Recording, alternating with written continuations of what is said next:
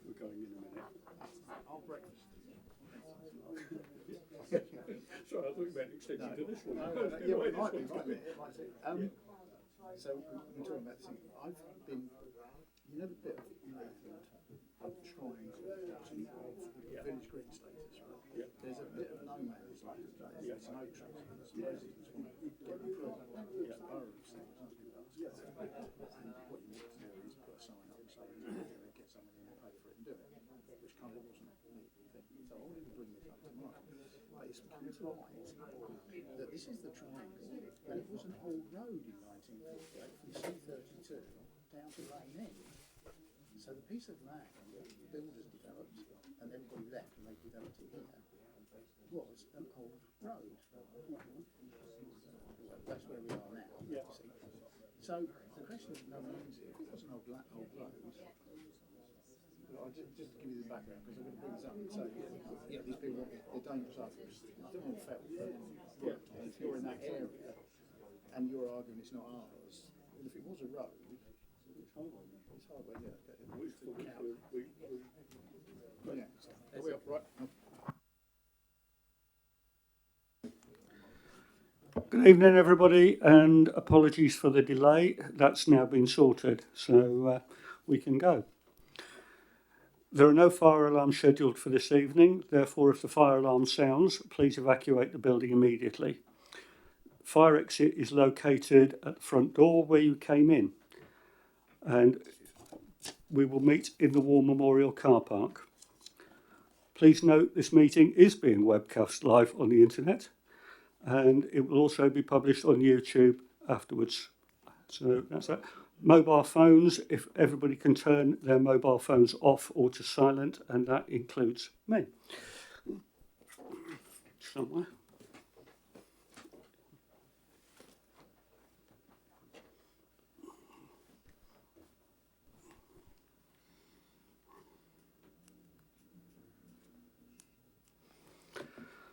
Right.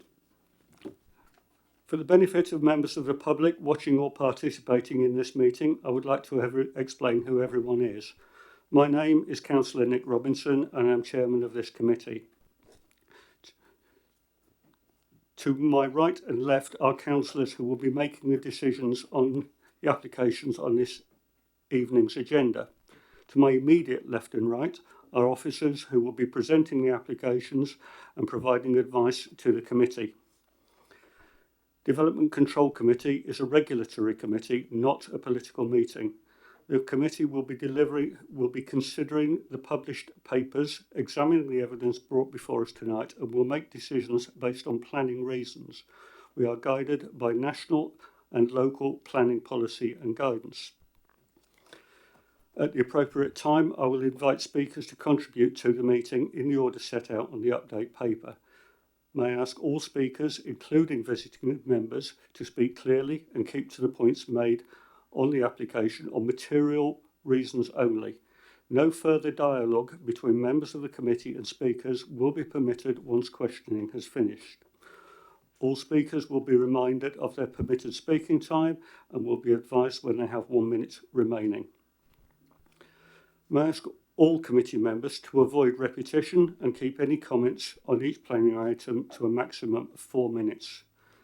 This evening there are 9 items on the agenda and that's going to be a lot to get through, so I hope we will get through it in 3 to 4 hours. We're certainly not going to manage it in 2 like we did last time. I understand that planning can be emotive and ask that everyone remains polite and professional throughout this meeting. Thank you.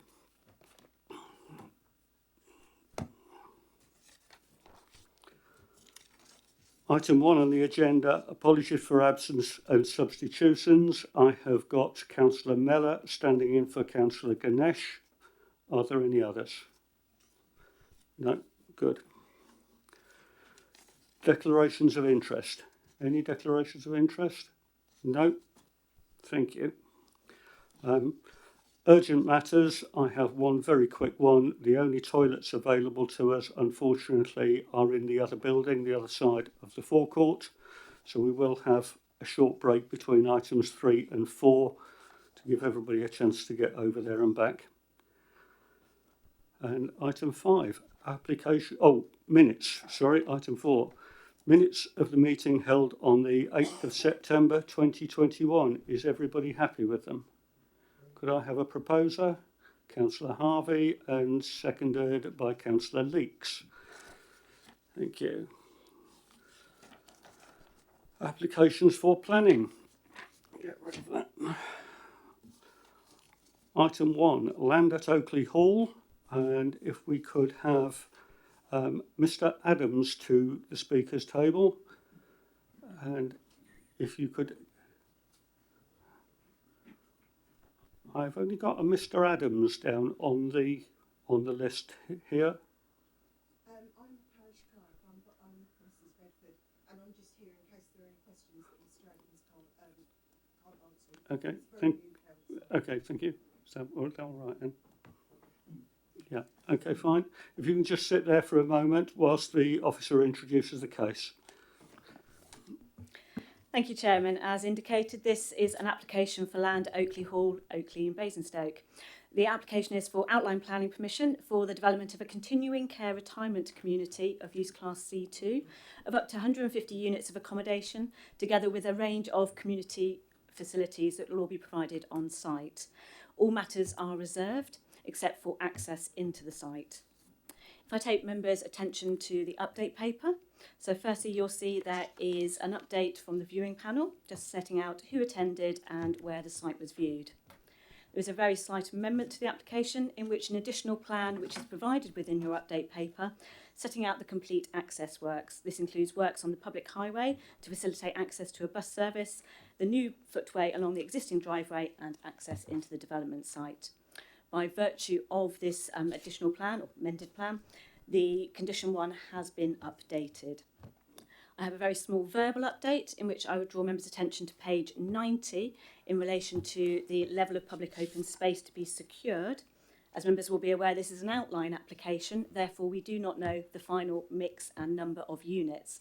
Therefore, there is a reference under the community infrastructure requirements to a minimum specification of size of on-site multifunctional green space. That square meterage will actually be determined at that reserved matters stage. The application is recommended for permission as per the agenda and the update paper, subject to the conditions and completion of a 106. Thank you. Mr. Adams, you have 4 minutes. The button on the microphone is in front of you. I will warn you when you have 1 minute remaining. Thank you. Thank you. Good evening. My name is Brian Evans. I speak on behalf of the Oakley and Dean Parish Council Planning Committee in regards to the proposed development of the Oakley Hall Retirement Village.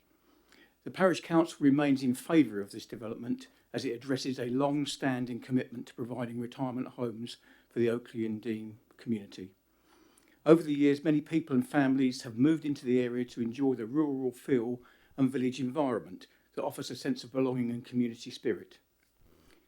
The village of Oakley has maintained its historical heritage and provided access to countryside walks. As a growing proportion of residents in the community are ageing, many desire to stay in the area. As this has become their home, they have raised their children who have gone to local schools and now also live in the area.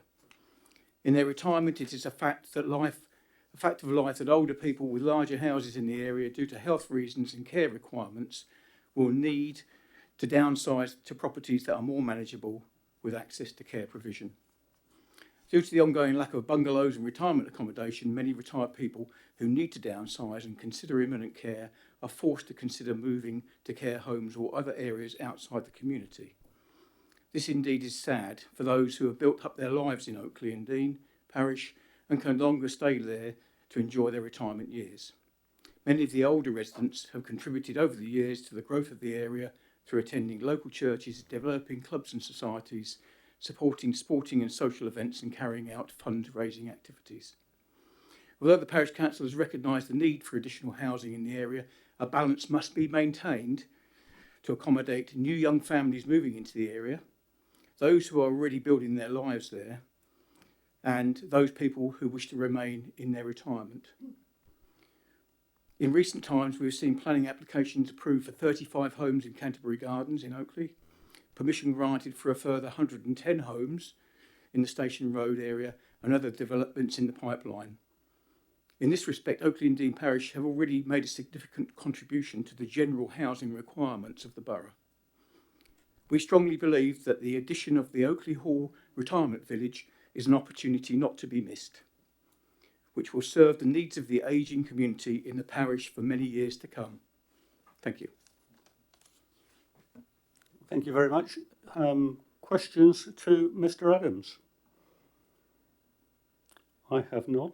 Nobody else has any, so thank you very much. There's a pack of wipes in front of you. If you could just wipe down your chair arms and the edge of the table and a microphone button, that would be much appreciated. And as soon as the area is clear, if we could have Mr. Fagan, two Mr. Fagans, a Rowena Smith and a Douglas Payne to... It's just me. It's just you. That makes life so much easier. Thank you. Please take a seat. You also have 4 minutes, and I will warn you when you have 1 minute left. Mr. Chairman, councillors, ladies and gentlemen. Last November, I spoke to this committee to object to the application to build 33 houses on the Oakley Hall site, and I explained at that meeting just some of the serious problems with that proposal. It would involve building a decent-sized housing estate on a greenfield site in the middle of the countryside, far beyond the Oakley settlement boundary. It would swamp Dean, a small village of approximately 40 residents. It was inconsistent with the neighbourhood plan, and given the size of the planned site, it would open up the prospect of many more than 33 houses being built in the future. Despite those problems, this committee resolved to approve the application. Now we are faced with a further application to build a massive retirement village. We are told for no fewer than 150 individual dwellings, 1 and 2 stories, with their own village green, a huge community hub building with a swimming pool, spa, hair salon, lounge, cafe, etc. The plan to build 33 houses hasn't been withdrawn, so it's unclear what the developer plans to do if this latest application is granted, presumably whatever makes them the most money, to be frank. We don't dispute, and it's important to be clear about this, we don't dispute that there may be a need for retirement dwellings in the borough, but this is the wrong place for a massive new development, massively out of proportion with the local community. I have 5 very short points. First, this retirement village would be several times the size of Dean, the nearest settlement and a conservation area, as you've heard.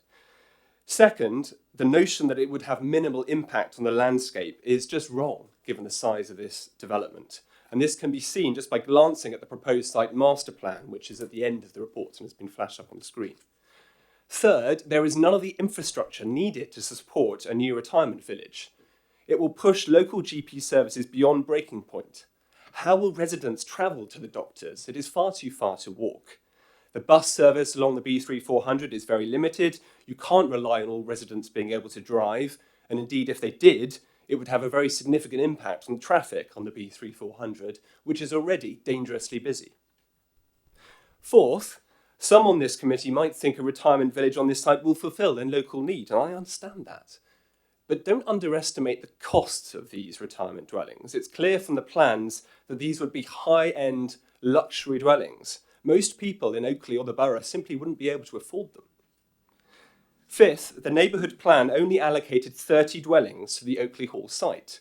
To avoid judicial review, it was agreed with the parish council that this was the maximum number they would support in the neighbourhood plan.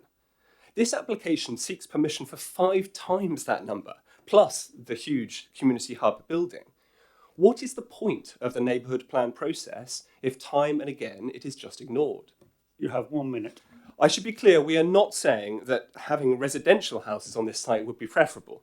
If the present application is rejected, we face the prospect of residential houses being built instead.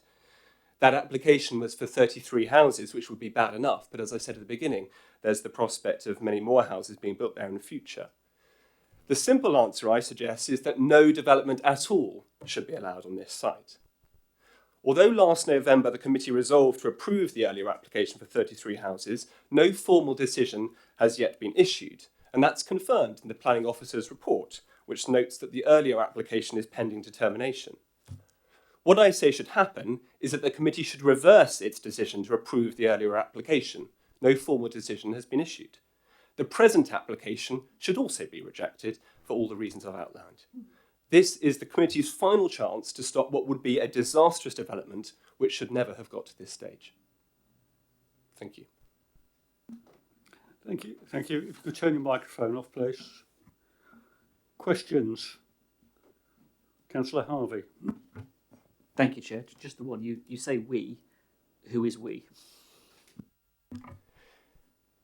So I don't think it's inaccurate to say I speak on behalf of residents of Dean and some in Steventon. Now, I don't have a piece of paper saying they all support me.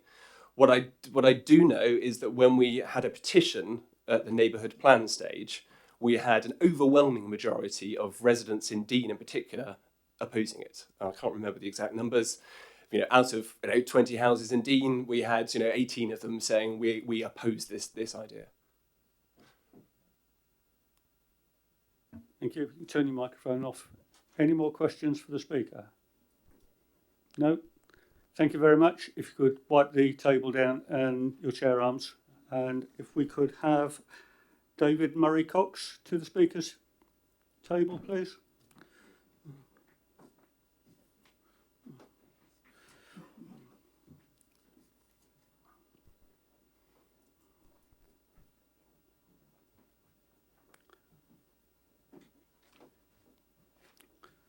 Good evening. You will have 4 minutes. I will warn you when you have 1 minute left. The microphone button is on the deck in front of you. Good evening, councillors. Thank you for the opportunity to speak this evening on behalf of the applicants. We welcome the considered report of your officers, which is the culmination of their assessment over a significant period of time. This is a proposal for a continuing care and retirement community in use class C2 to meet the needs of the ageing population and those in need of care. Many of you will be familiar with the history of this site, and it is around 7 years since the concept of this proposal in this location was being discussed in the context of the neighbourhood plan, which still includes references to such a proposal. Both the neighbourhood plan allocation and the resolution to grant permission for the 33 dwellings unquestionably establish the principle of residential development, built form and so on in this location. The scheme will not only address the housing land supply shortfall, but evidence demonstrates that such schemes have a knock-on effect throughout the housing market, often releasing under-occupied family housing. Local Plan Policy CN4 seeks to facilitate such schemes. Your officers have carefully considered this proposal against that policy, which is subject to 2 criteria, needs and accessibility. It is well known that we have an ageing population, and the National Planning Practice Guidance advises that meeting the needs of older people is critical.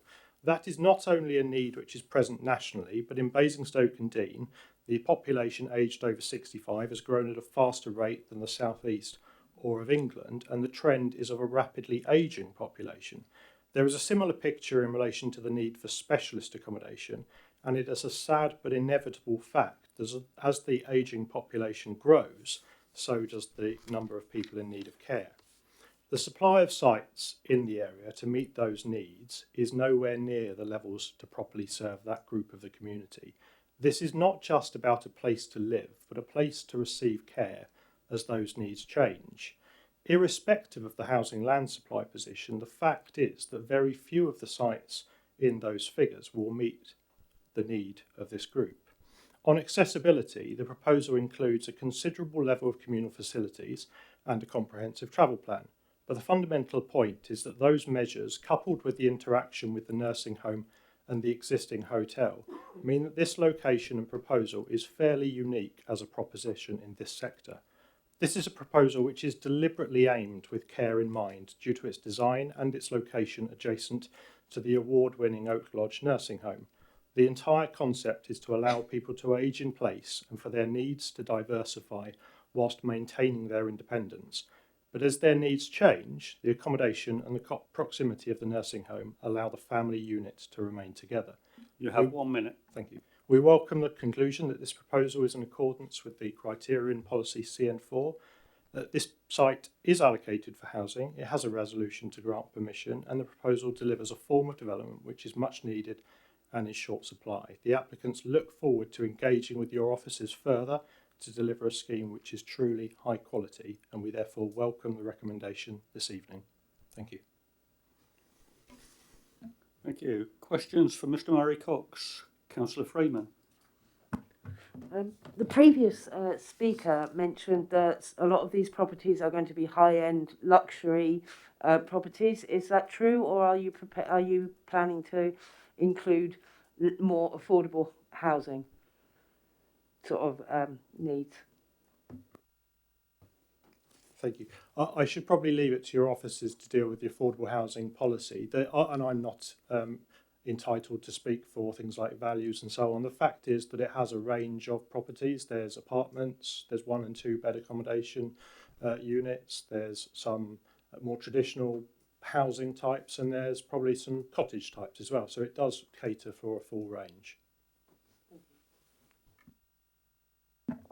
Any other questions? I have one. The travel plan, could you just give us a bit of an outline on that? Presumably, is that for getting staff in and out or residents in and out? Could you just give us a very brief sort of outline on that? Of course, the answer is that it's all of those things and more.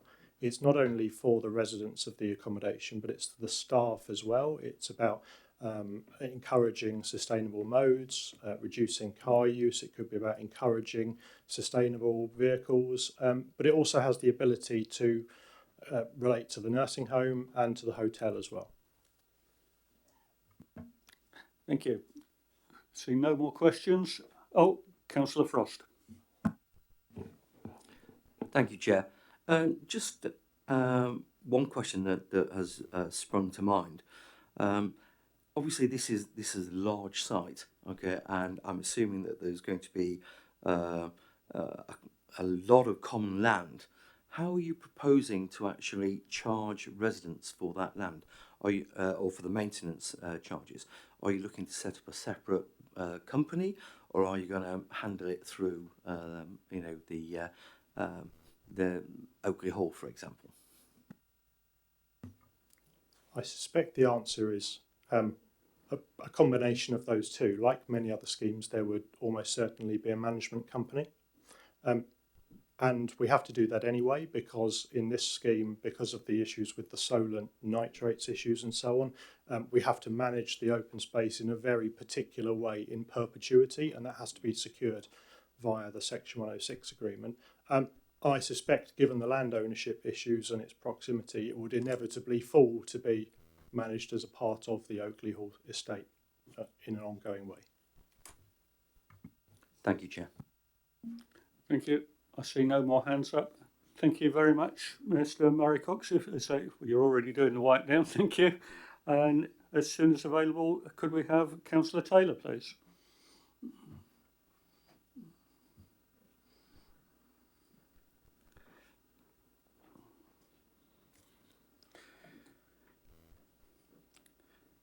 You have 4 minutes. I will warn you when you have 1 minute remaining.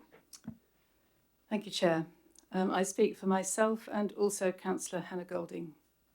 From the moment I became a councillor for this ward many, many years ago now, people have been asking for homes suitable for retirement age. There is a lovely complex of bungalows in the Petersfield area of Oakley, owned by Sovereign, where mostly elderly folk can enjoy a sense of community and support. But I've tried, it has proved pretty well impossible to get developers to even consider just building bungalows, let alone homes suitable for elderly people in need of an element of care and oversight. There are without doubt, and we've heard this from the other speakers, many families in and around Oakley and wider in our borough that are occupied by residents whose family have grown up and departed. These homes are just waiting to be released to families, but suitable requirement accommodation for the owners to move on to is the missing link. So I just want to make 2 or 3 points. First of all, as you've heard, and this is important, this site is allocated in the Oakley Neighbourhood Plan. The Oakley and Dean Neighbourhood Plan. It already has permission for 33 executive homes to be built there. And I believe, and officers will be able to confirm this afterwards, that is just waiting for the finalising of the S106 agreement. And I understand that is imminent. Thank you. I do appreciate, and I really mean this, that there are objections from some of the residents of Steventon and Dean. And I understand and I do appreciate their fears. I really do. But there is a choice to be made, as you've heard quite clearly from the first speaker. The principle of development is established and something is going to be built here. So the question is, which is preferable? Can I just directly quote Councillor Hannah Golding at this stage? She says, my perspective is that communities that allow people to maintain their social circle as and when their care needs may change, as could happen through the village's proximity to the existing care home, offer a rare but really beneficial opportunity. This scheme definitely has more to offer the surrounding villages than more executive homes. I know there was some mention of how much they'd cost, but I would imagine the executive homes would probably run into 7 figures. If you look at the narrative of the neighbourhood plan, and I can read some of it to you after questions if you want me to, you will see that the concept of a retirement village at Oakley Hall is well received by the great majority of responders. I would have to agree with Councillor Golding that of the two, the retirement village is preferable for this area. It is needed. It's a complete scheme with amenities and infrastructure that would minimise the impact on neighbouring communities. I just add also that I don't like opportunistic developments, but this is not opportunistic in that it has been a vision of the owner for many years. Oakley Hall was bought in a failing state, and it was beautifully restored to become a top-rate hotel. Without You this have 1 minute. Thank you. Without this enterprise, who knows what the future of an important historic asset would have been. Oak Lodge was designed and built equally well and is one of the best care homes in the borough. I'm confident, therefore, that this proposed development will be top quality both in build and in management. We need that in this borough. We need top quality stuff, don't we? I do. Here is an opportunity for us to be part of an innovative scheme that might put us on the map in a good way. We can't revisit history. We can't turn back the clock and change this allocation. It's there and there is planning permission on it. We have to look at this case as it is today. You won't often hear me calling for extra houses, especially in our beautiful countryside, but we are where we are and something is going to be built here. So I leave it to the wisdom of the committee to decide the best way forward for this site. Thank you. Thank you. Questions for Councillor Taylor? Councillor Frost. Thank you, Chair. You referred to the Oakley Neighbourhood Plan, and you said you could read out the specific comments relating to this. Could you please just read those out for us, just to reacquaint my memory? This is in the narrative of the neighbourhood plan. Okay, on the site allocation, it just says 30 houses without any, I can't remember what the phrase is, without any site-specific requirements. And that was a change from the original, which said retirement homes. However, in the narrative, this is what it says. Paragraph 5.4.1, the proprietors of Oakley Hall have indicated that their vision is to develop a retirement community of 120 to 150 dwellings in the vicinity of the existing Oak Lodge care home. The community supports the proposal that part of this vision should be used to meet the housing allocation for the neighbourhood area, as shown in the third consultation. This will assist in making some existing homes available in Oakley and therefore contributes to meeting the requirement for 150 new dwellings specified in the emerging plan. The next paragraph, 6.1.4, refers to Oakley Hall vision. It quite rightly says that it couldn't use up all of the 150 allocation. In other words, the integrity of our group of people who drew up the plan. We were asked to allocate 150, and although we need retirement homes, they couldn't say, oh, all of it's going to go for retirement homes at Oakley Hall, because we know that you need family homes, you need especially affordable homes, not only in the local area, but in the borough-wide. So they actually had several areas all around the Oakley and Dean area for ordinary homes as well. And a lot of those have come forward already. And if you want to know the figures, that in the end there will be 308 houses, of which 123 are affordable. So they couldn't put the entire allocation for the neighbourhood plan in this scheme, but they wanted to include it somewhere because they liked the vision. And I quote, "The development of upmarket retirement dwellings will meet the requirements of some of those living in the village who may move and free up dwellings within the existing SPB." And finally, paragraph 6.1.6 says, "There was a clear majority in favour of supporting 30 dwellings at Oakley Hall, which is part of the vision for a retirement village at Oakley Hall, whether it formed one of the options or not, with 88% of those taking part being in favour of this scheme." Thank you. Thank you, Councillor Taylor. Any more questions? No? Thank you very much. If you could have a quick wipe down like everybody else. Questions to officers? Councillor Freeman. Is it a case of either or with the other planning application, or will they be built side by side? If we approve this one, is the other one going through as well, or is it this one or the other one? Oh, sorry. So the application, if I just fill members in, for the up to 33 dwellings, it is very, very close to having the legal agreement completed and the planning permission issued on that. The siting for that particular scheme is, when you look at Oak Lodge, it's literally where this application is also proposed. So they wouldn't be able to do both, it would be an either or, right, because they're in the same place on the site. Thank you. Councillor Tomlin. Thank you, Chair. Two points. I'll be very brief.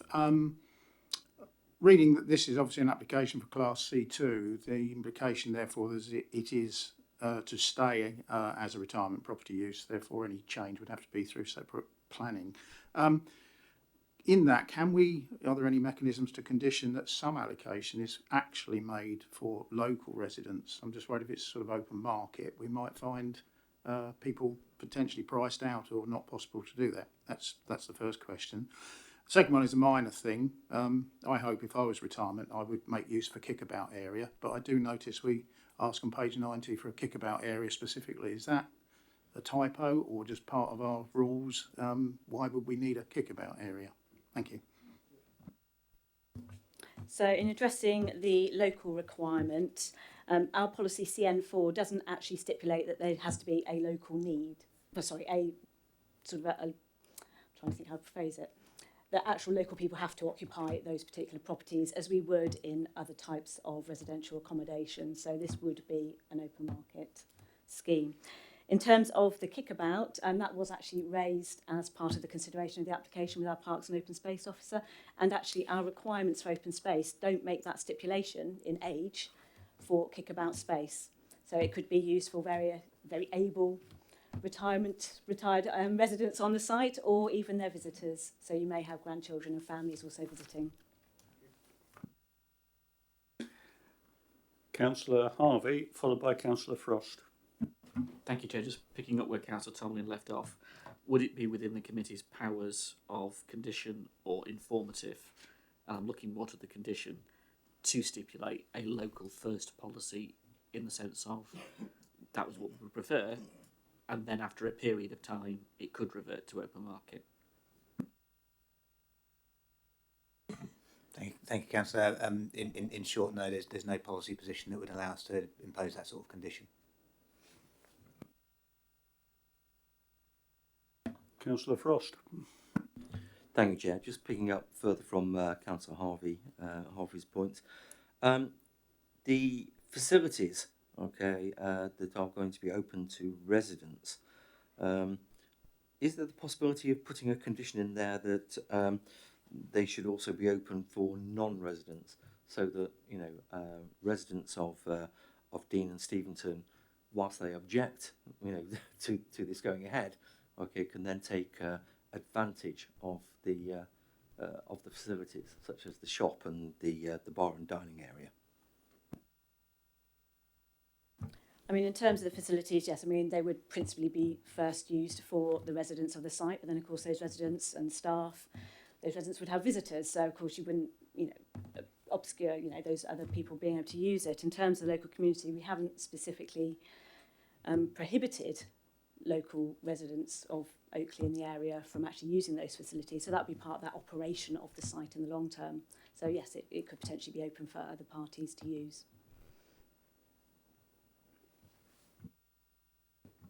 Thank you, Chair. My second question is really just clarifying that. So is there the ability to actually make it a condition that the facilities are open to non-residents? I mean, considering how we impose conditions, it probably wouldn't be deemed necessary to actually ensure that we have a condition on there to force that position to be open up to the public. No, and as my colleague just highlighted, we've got no policy requirement either there to put a condition against. Thank you, Chair. Thank you. I see no more hands up on questions, so debate. Anybody like to kick it off? Councillor Harvey. I'll go first. Looking around the room, seeing who else is going to put their hand up then. Listening to the arguments and reading the report, I mean, there are a couple of important things for committee to consider. I think the landscape argument and the impact on landscape is one we shouldn't not refer to. I think it's important that we do refer to it because it has been raised and it is one that we need to consider. But bearing in mind the context in which the application is set for a retirement village and not just a residential development, it kind of changes your perspective. And I think from that point of view, we would be gaining something in the borough through this development that is much needed, as speakers have alluded to, and as the ward councillors have quite rightly identified. I think there are issues to do with the development in the way it would be delivered in terms of biodiversity, the way it would be delivered in terms of the nitrates issue that need to be considered as well. It is an issue that residents are going to have to pay for the privilege of living there in the context of the nitrates problem that we've got. That isn't their fault, that is South East Water's fault. It's their fault for polluting the Solent in the way they've done that have led to our residents having to pick up the tab through management companies and bills associated with it. And I think that's worth mentioning as well as an important point. But on the basis of the weight of the arguments in the report and the weight of the arguments this evening, I would certainly support it, and I would move the recommendation for approval as in the order paper, as on the paper. Thank you, Councillor Harvey. Do we have a second? Councillor Frost. Thank you, Chair. Listening to the speakers tonight for and against, and also being the ex-ward councillor, okay, I've looked at this very, very carefully. My concern is that if we don't do something here, okay, something's going to happen. So it's either the retirement village or it's going to be, luxury accommodation with houses of potentially up to, I think 7 figures was mentioned by Councillor Taylor. I think that the great beauty about this scheme is that it will add to the local area, and certainly if the facilities are open to non-residents, such as a spa, a pool, a gym, okay, Oakley doesn't have anything like that, okay, and I just think that it will be of benefit to both residents and non-residents. So I'm happy to second the motion. Thank you, Councillor Frost. Councillor Tomlin. Thank you, Chair.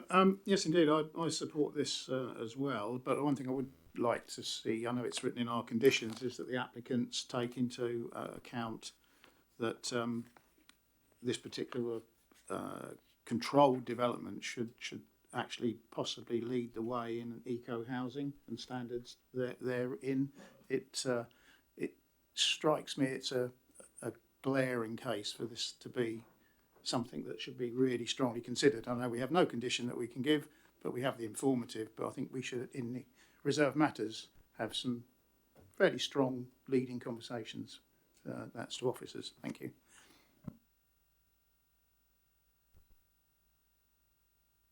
Sorry, Chair, I just want to clarify one point, just in picking up on Councillor Frost's, purely because you seconded the motion in the sense of reference to opportunities for people outside the development, if you like, to access facilities. Exactly as Catherine said, it's on the basis that being obviously an operational decision for the owner. So I think the point was that it's possible that they can be, but there's nothing that we could ensure that through planning conditions anyway means that they absolutely would be available. So I just want to make that point of clarification. Thank you, Chair, and thank you, Mike. And whilst I understand there is nothing in planning, I'm hoping that I am being listened to by the owner and their representatives. Thank you. I still second the motion. Thank you. It's been moved and seconded for approval. Those in favour? That's all of them. And those against, there can't be any because I think every hand was up. So that is approved. Catherine. Thank you, Chairman. I would just confirm that that application is approved, subject to the completion of a Section 106 agreement and the conditions and informatives listed in the report and the update paper. Thank you. Thank you. We wait a minute whilst we have a change of personnel at the back of the room.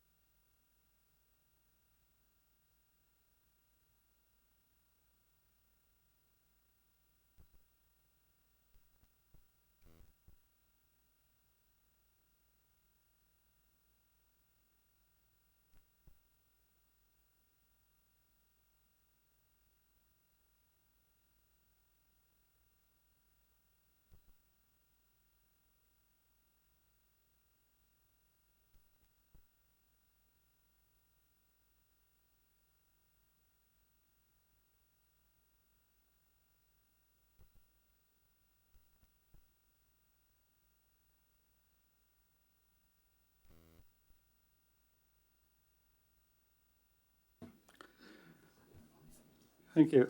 Item number 2, land west of Andover Road. If we could have Brad Norton to the Speaker's chair. If you can just wait there for a few minutes whilst the officer introduces the case. Thank you.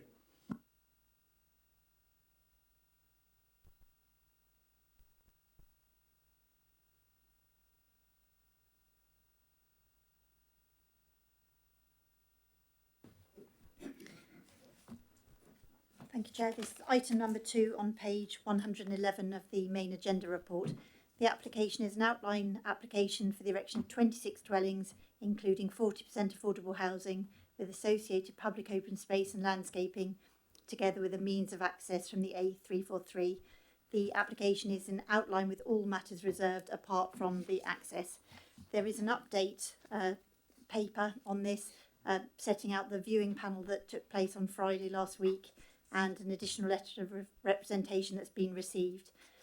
It is also relevant that there is a slight amendment to the recommendation, removal of policy CN4, which is an incorrect policy, and also just clarification on the amount of MFGS, so multifunctional green space, that is proposed to be secured within the Section 106. Nothing further to add. Thank you. Thank you, Lucy. Mr. Norton, you have 4 minutes. I will warn you when you've got 1 minute left, and looks like you've already found the button. Thank you. Thank you, Chair. So I'm here to represent Highclere Parish Council. I'm the Chair of the Parish Council. Briefly, we would consider the application is contrary to paragraph 177 of the National Planning Policy Framework. It is contrary to policy SS6 in the local plan. It is not sustainable. It will lead to material harm to the valued AONB, and does not provide neither economic nor environmental benefits to the locality. The development would not pass the test of exceptional necessity set out in paragraph 177 of the NPPF, where exceptional should be interpreted as a development which cannot be accommodated elsewhere. This is demonstrably untrue where there are large areas of the borough outside the AONB. The NPPF guidance also outlines that development should be focused on locations that are or can be made sustainable, and most journeys from this site, realistically over 95%, will require the use of a car in order to access the needed facilities. Highclere Village as a parish has developed organically over its history, largely through infill and small developments. In fact, within the last 12 months, there have been various planning applications submitted for small-scale developments, and some of these have been approved, including permission for a 4-house development that was already been granted recently, and I think a number of you visited that site recently. So an estate of 26 homes would represent a biggest single development in the village. It's more than excessive and would damage the rural character of Highclere, and also begin the process of urbanisation by adding at least 10% to the current housing stock. The proposed common in the application is also considered by the parish council as unnecessary, given the fact that there are large areas of open space in Highclere, demonstrated by the low density housing, and there is no demonstrable need for this, and we would have concerns as a parish council of the cost of maintaining this in the long term.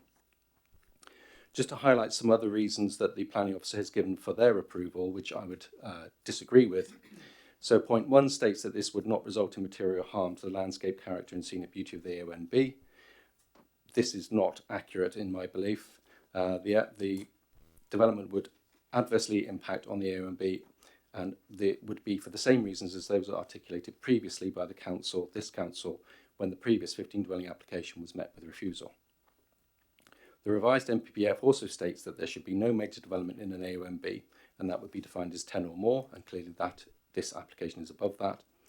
And the NPPF does not promote unsustainable development, and again, this would be deemed unsustainable by the parish council. Highclere is a village that does not have a settlement envelope in the adopted local plan, and, as I've already said, is in an AONB. It is not defined as a settlement in the adopted local plan, and 26 dwellings are contrary to all provisions of policy SS6 in the plan. The plan seeks to achieve a more sustainable pattern of development in the light of declared climate emergency, and this would be a car-based development. Point 2 in the planning officer's statement also says that there would be benefits of economic and environmental to the parish. You have 1 minute. Thank you. There are no environmental benefits. You're removing a greenfield site in an AONB and replacing it with a 26-house development. In addition, I cannot see any economic benefits to the parish of Highclere. Point 6 states that there would be no adverse impact on biodiversity. Again, my previous point that removing a greenfield site with a 26-house development must surely impact on biodiversity. So in summary, and to conclude, just to reiterate what I said at the beginning, the application is contrary to planning paragraph 177 of the NPPF. It is contrary to policy SS6 of the local plan. It is not sustainable. It will lead to material harm of the landscape character of the AONB and will not provide economic nor environmental benefit to the locality. Thank you. Thank you. If you just turn your microphone off. Questions for Mr. Norton? No?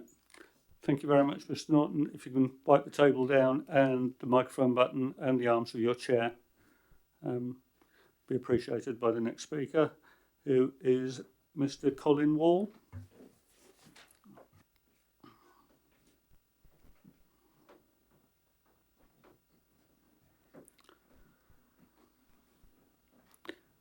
Evening, Mr. Wall. You have 4 minutes, and I will warn you when you have 1 minute left, and the button is on the deck in front of you. Thank you. Thank you, Mr. Chairman. We were surprised and frankly baffled by the officer's report because it was clear to us that the application is major, that it fails all the tests of exceptional necessity and should therefore have been refused. The High Court says the meaning of major should be natural, and the framework, paragraph 177, says those determinants are nature, scale and setting. This development is by its nature a car-dependent urban enclave in the countryside with little or no service provision, and its distortion of local character is serious. In scale, this is a 16% settlement increase and very significant as the largest in our history.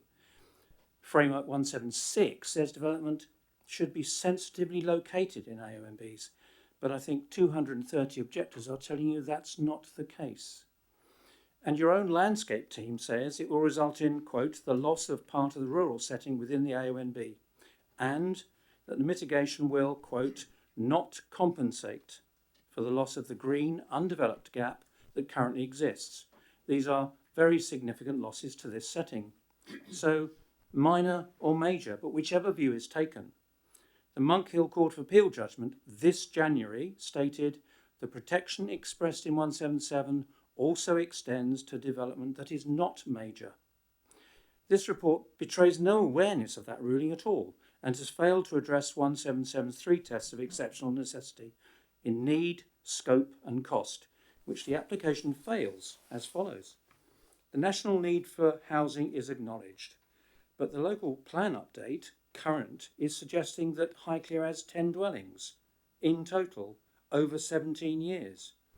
Our own recent housing needs assessment considered that a proportional requirement would be worst case. So the need in Highclere is not even disproportionate, let alone exceptional.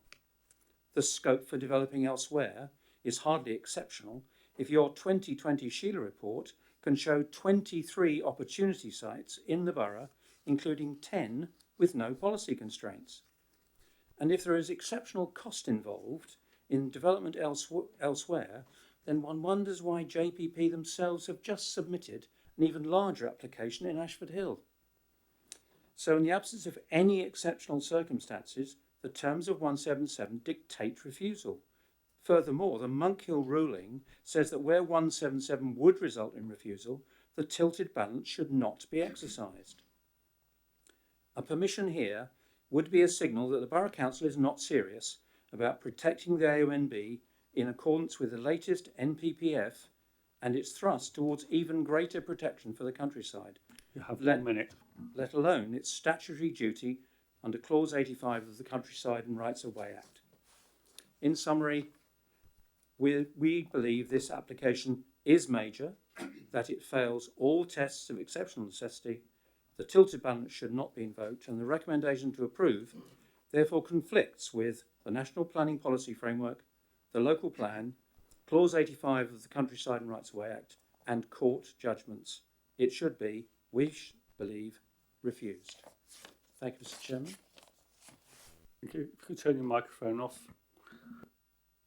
Questions for Mr. Wall? No? No questions? Thank you very much. If you could have a brief wipe down. And next speaker is Douglas Bond. We have Mr. Bond here? Yes.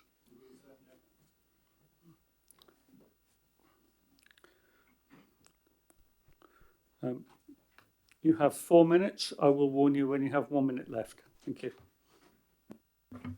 Thank you, Chair, members. Good evening. This application has been worked up in some detail with your officers following significant pre-application dialogue and has benefited from pre-application public consultation. The end result is a sensitive, high-quality residential development. This too is reflected in the planning officer's recommendation for approval and the significant consultation responses that confirm support for the proposals in respect of development plan policy requirements.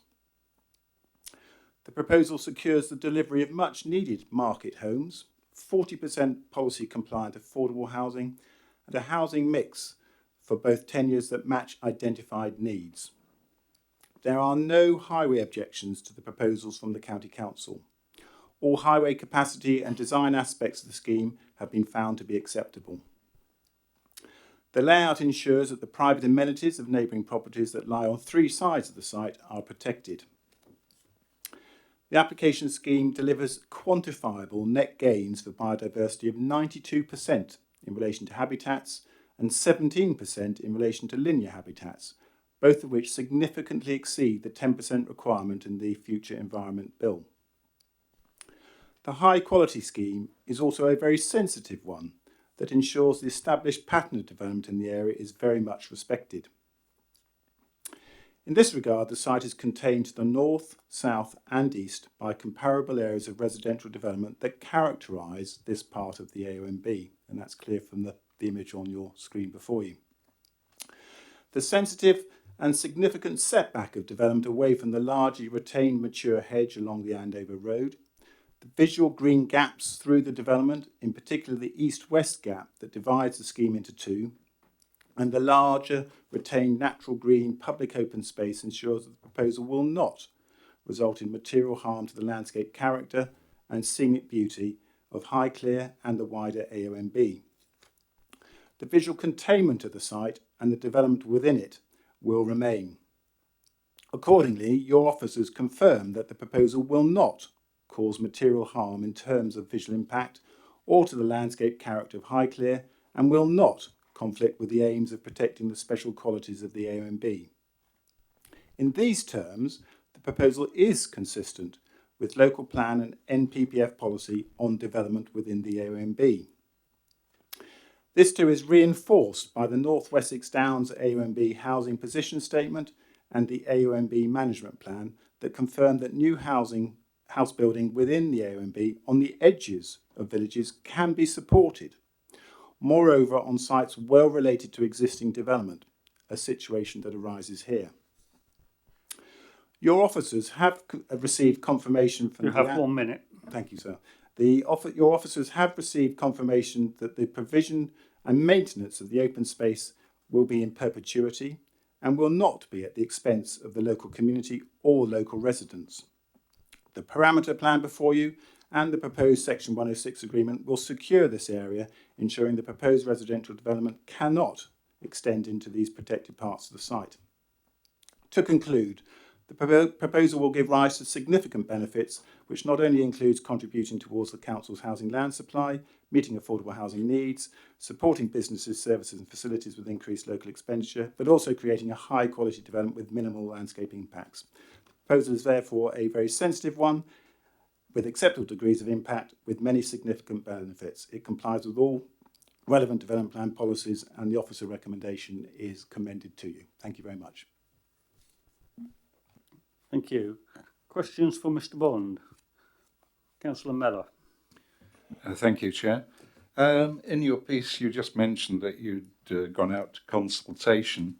In the papers I have, there's not much evidence of that with the local residents or the public. Can you just outline what consultation process you undertook? Thank you, sir. Before the planning application was submitted, and this was at the time of clearly a COVID lockdown, so we could not host a public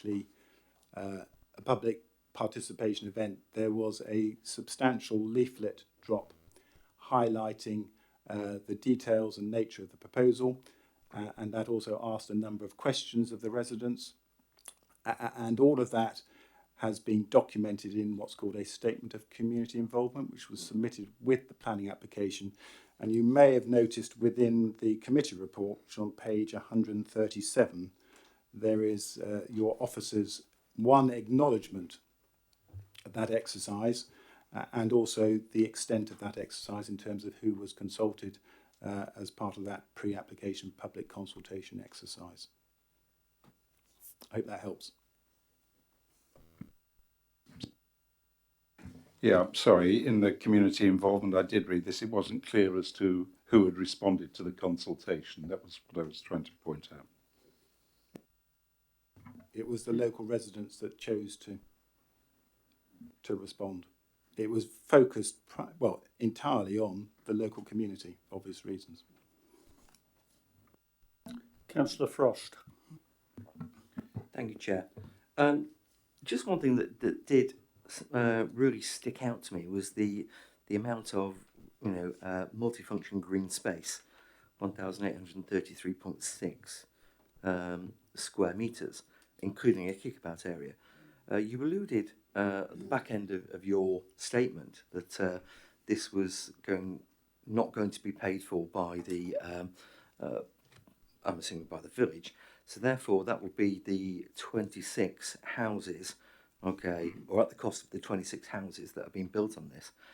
assuming that you've got the affordable housing correct, and I think that, basically being 10 units, okay, I'm assuming you're not going to charge the affordable housing, okay, costs in there. And I'm coming to my question very quickly. So therefore, does that mean that you're looking to put the cost of running this 1,833.6 square metres of multifunction green space just on 16 houses? Is that correct? And how do you think those house owners are going to react when they start getting these very big bills? Thank you, sir. In my speech, I indicated that that the provision of that open space and its maintenance in perpetuity will not be at the expense of either the local community or local residents. And what I meant by local residents, that's not only existing local residents, but also the future residents on the site. And that will be secured by the developer. One, setting out that area of open space, and secondly, placing a bond, a sum of money, which will be of a sufficient quantum to ensure that that maintains that area of open space in perpetuity at no cost to those future residents on site, or, equally important, the parish council or the local planning authority. And that will be a matter that will be confirmed through the Section 106 agreement, hopefully following this evening's meeting, with discussions with your officers with that clear indication, certainly from me, to that effect. Thank you, Chair. That cleared up my questions. Councillor Harvey. Thank you, Chair. Forgive me to prompt a couple of other questions, if you don't mind. You say a bond will be lodged. Who will the bond be lodged with? Who will maintain the site? And what is in the level of bond that you're proposing? How many years would it account for the maintenance of that site? If I could start with that question, please. Thank you. It's conventional that there would be a management company, and that bond would be deposited with that company, with the sole objective, I suppose it'd be ring-fenced, to ensure that the returns on that bond, one, are sufficient to continue with the maintenance of the area of open space once it's been set up, and that would be in perpetuity. And that's not something that is unique. That's quite a common procedure, and all of that would be set out and secured via the 106 agreement. What I can't tell you this evening is the actual sum of money, because what will happen is that the area that is being proposed, one would do a detailed costing of how much it is to set up, and two, a costing of the management regime, which also is compatible with the net biodiversity gain points that I alluded to earlier. That will be costed, which will then determine the sum of the bond and the amount that bond needs to return to pay for those annual contributions. So it's effectively a self-financing vehicle, all of which, I repeat, would need to be discussed and agreed with your officers, including your landscape officers, through the Section 106 agreement. So that would be a legally binding obligation. So just for clarity, because this is important, and I appreciate you say it is a normal thing. It isn't so much a normal thing in our borough, and in the context of this, I think it's important to specify: is it your intention that the developer will develop the site, produce the open space, and hand over the ownership of the land to the management company? Therefore, from when the developer leaves the site, they will then be owners of the land and responsible for it, legally bound. And are you saying that the bond will be of such value that it will last in perpetuity through an investment that will result in interest, that will then result in an enablement of the land to be maintained? Is that what you're saying? Described far better than me, yes. That has huge implications, and that was the reason I asked the question the way I asked it. In terms of feedback and in terms of public engagement, I think this is an important point. Could you clarify for me that the A4 full colour community notice was hand-delivered to all premises in the Highclere village?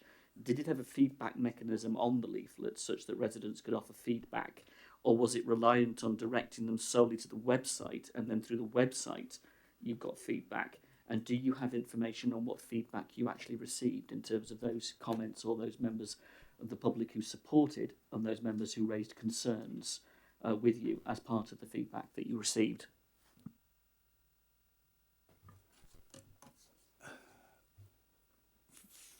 From recollection, so if you could just bear me with that caveat, because that was a few months ago,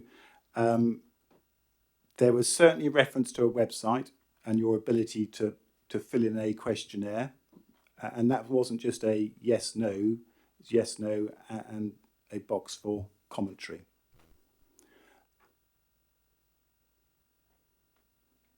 I think there was a further question you had there, wasn't there?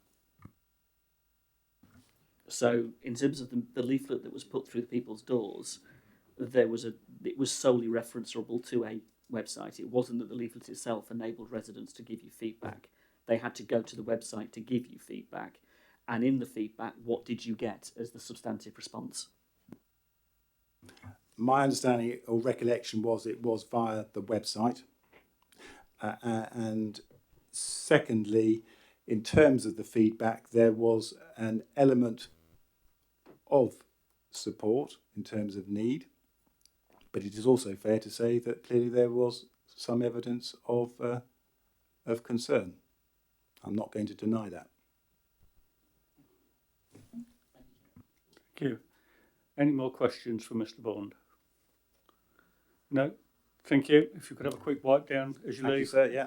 And turn your microphone off again. Thank you. Next speaker is Councillor Falconer.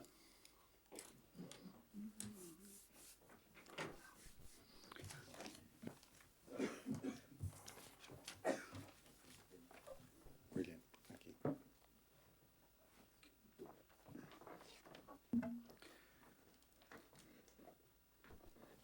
You have 4 minutes, and the microphone is already on, and I will warn you when you have 1 minute left. Thank you.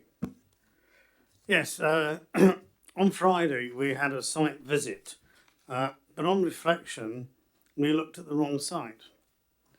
We entered via a disused piggery, which frankly was a bit of a dump, should we say, but we could not get to the site to see it because the whole area is a field of 2 metre high maize, sweet corn. And this obscured the views of the surrounding area, i.e. the magnificent AONB. And also we did not view the site from a distance to see what its effect would be on the landscape. Now, yesterday I circulated some pictures from the bathroom of a resident on the north side of the field to try to show the context of this proposed development in the AONB. Now, last September, that piggery was given approval by this DCC for a minor development of 4 houses, which is typical of what the community would like to see. They have yet to be built, and now the applicants have submitted this application for another 26. Now, 5 years ago, the same applicant submitted an outline planning application for the erection of 50 dwellings. Now, that was refused under delegated powers. It did not come to committee. Now, nothing much has changed since then, so we ward councillors are at a loss to know why the officers are now recommending approval. Now, what has changed in that time is that the revised NPPF specifically states that there should be no major development within the AONB. And our lack of a 5-year land supply does not invalidate the NPPF. Now, in August, I sat on this committee to hear an application in the AONB at Headley, and it was a minor one for 9 dwellings on a brownfield site. Now, the officer's recommendation was for refusal, and this committee overwhelmingly upheld that refusal. Now, therefore, I struggle to see why one would go for approval on this application, especially as the revised NPPF would seem to give more protection to Highclere's Greenfield site, and which is in the heart of the AONB, as opposed to, dare I say, Headley being on the rather busy A339. Now, for those reasons, I and my fellow ward councillors support the parish council and the great majority of the community in opposing this application. You have 1 minute. Thank you. That's it. Questions for Councillor Faulkner? No, I see no hands. Thank you. And if you can have a wipe down, good. We've got that ongoing. And Councillor Isaac.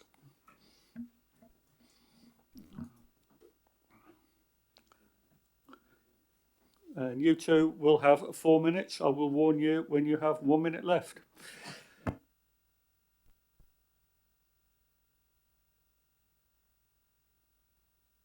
Microphone, please.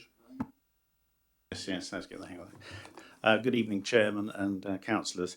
It is a measure of our concern about this case that for the first time, both Councillor Faulkner and I wished to address this committee. The planning implications of approving this application are, I believe, immense. Highclere is a small rural settlement entirely in the North Wessex ANOB and with no housing allocation under the local plan. Allowing this huge development by Highclere standards would rip apart the ANOB. I understand the pressure officers are under to find more homes in the absence of a 5-year housing land supply, but this is the wrong site. Apart from the decrease from 50 to 26 homes and the 5-year issue, what has so fundamentally changed from 2016 when the previous application was recommended for refusal? That 2016 report stated, I quote, "The introduction of a significant scale of development into a predominantly agricultural landscape characterised by scattered dwellings and farms would have an adverse impact on the existing rural character of this part of the ANOB. The ANOB is a national designation and therefore is a highly sensitive landscape." Close quotes.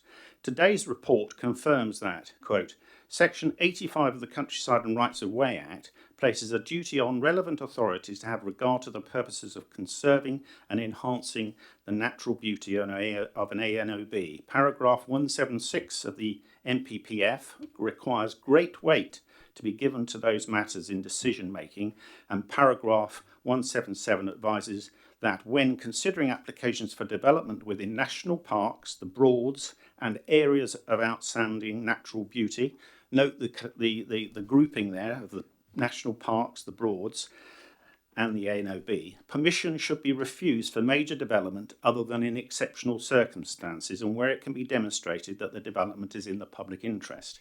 Are the circumstances here so exceptional? Now we're advised, quote, "It is considered that the development would not conflict with Section 85 of the Crow Act or paragraph 176 of the NPPF. It is difficult to reconcile the two diametrically opposing statements. The ANOB is one of the borough's landscape gems, and we as councillors, I believe, have a responsibility to protect and conserve it. This proposal is not some single dwelling nibbling away at the edges of the NOB, but once again, the proposed eradication of 12.5 acres of precious ANOB. The ANOB has to be viewed, I believe, and safeguarded in its entirety, including this field of maize and pasture, not just the pretty bits of countryside upland." You have 1 minute left. Right. Well, I wanted to draw your attention to the officer comment about this being a car dependence site, and I find that given in the context of this council's climate change commitments, I wonder why we're recommending that this unallocated site is the right one for housing. Also, I think the discussions we've had this evening on the maintenance in perpetuity of the multifunctional open space is very important. We would be looking at, I calculate, a huge sum of money, maybe into millions. I don't know. We might need to ask. But the other thing to bear in mind is that the applicant is a land promoter. He's not going to be building it, so I don't know who would ultimately be handing over the money in this case. So to conclude, I'm concerned that planning issues of national importance around the status of our ANOB would be raised by approval, and I would ask councillors to support our ANOB and once again refuse these proposals. Thank you. Questions for Councillor Isaac? If you don't mind, I'll start the ball rolling. How many houses are there in Highclere at the moment? I would need to refer to the parish chairman, I think, actually.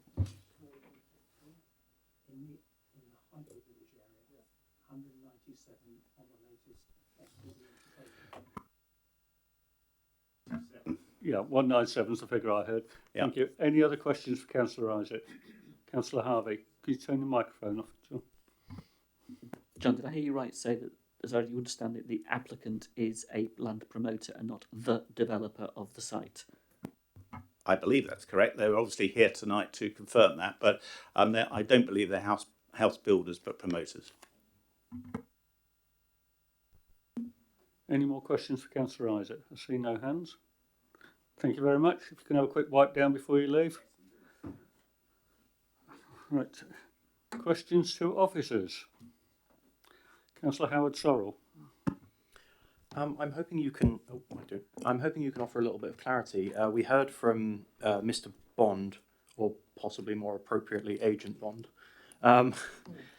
Just for my own amusement, he mentioned that we should give some consideration to the fact that there is guidance in place that developments within existing areas of development within the area of outstanding national beauty sort of that guidance supersedes the guidance that development shouldn't happen within an AONB at all.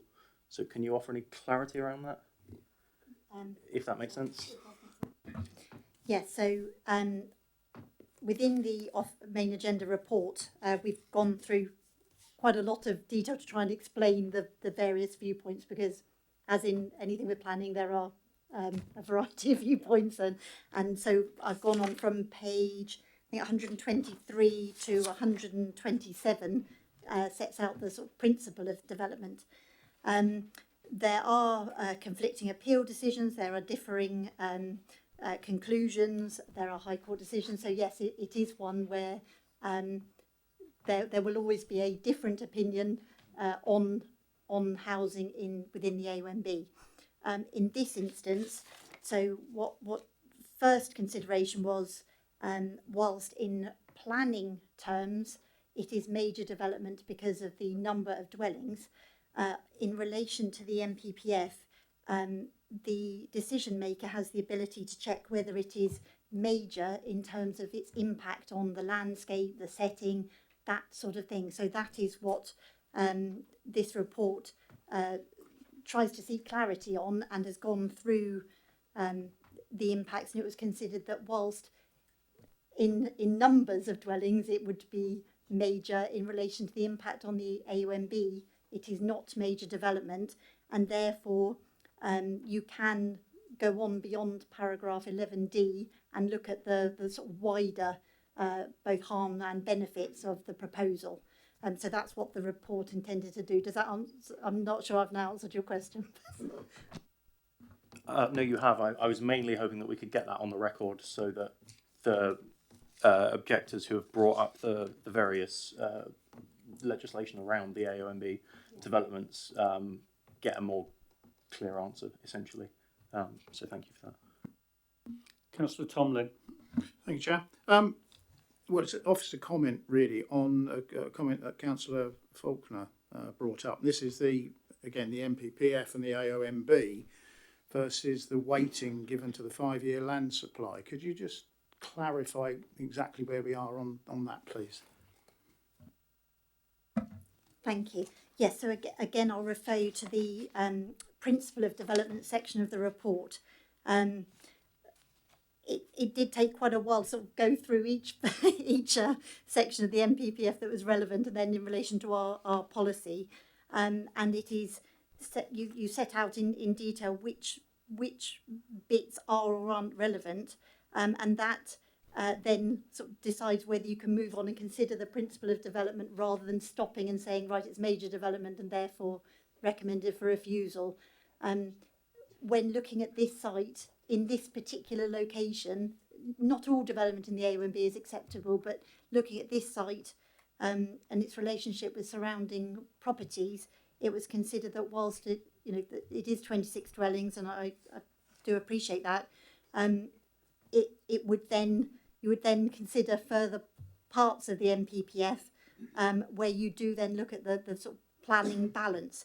On page 125, what I've tried to set out is that it's a matter for the decision maker, and you can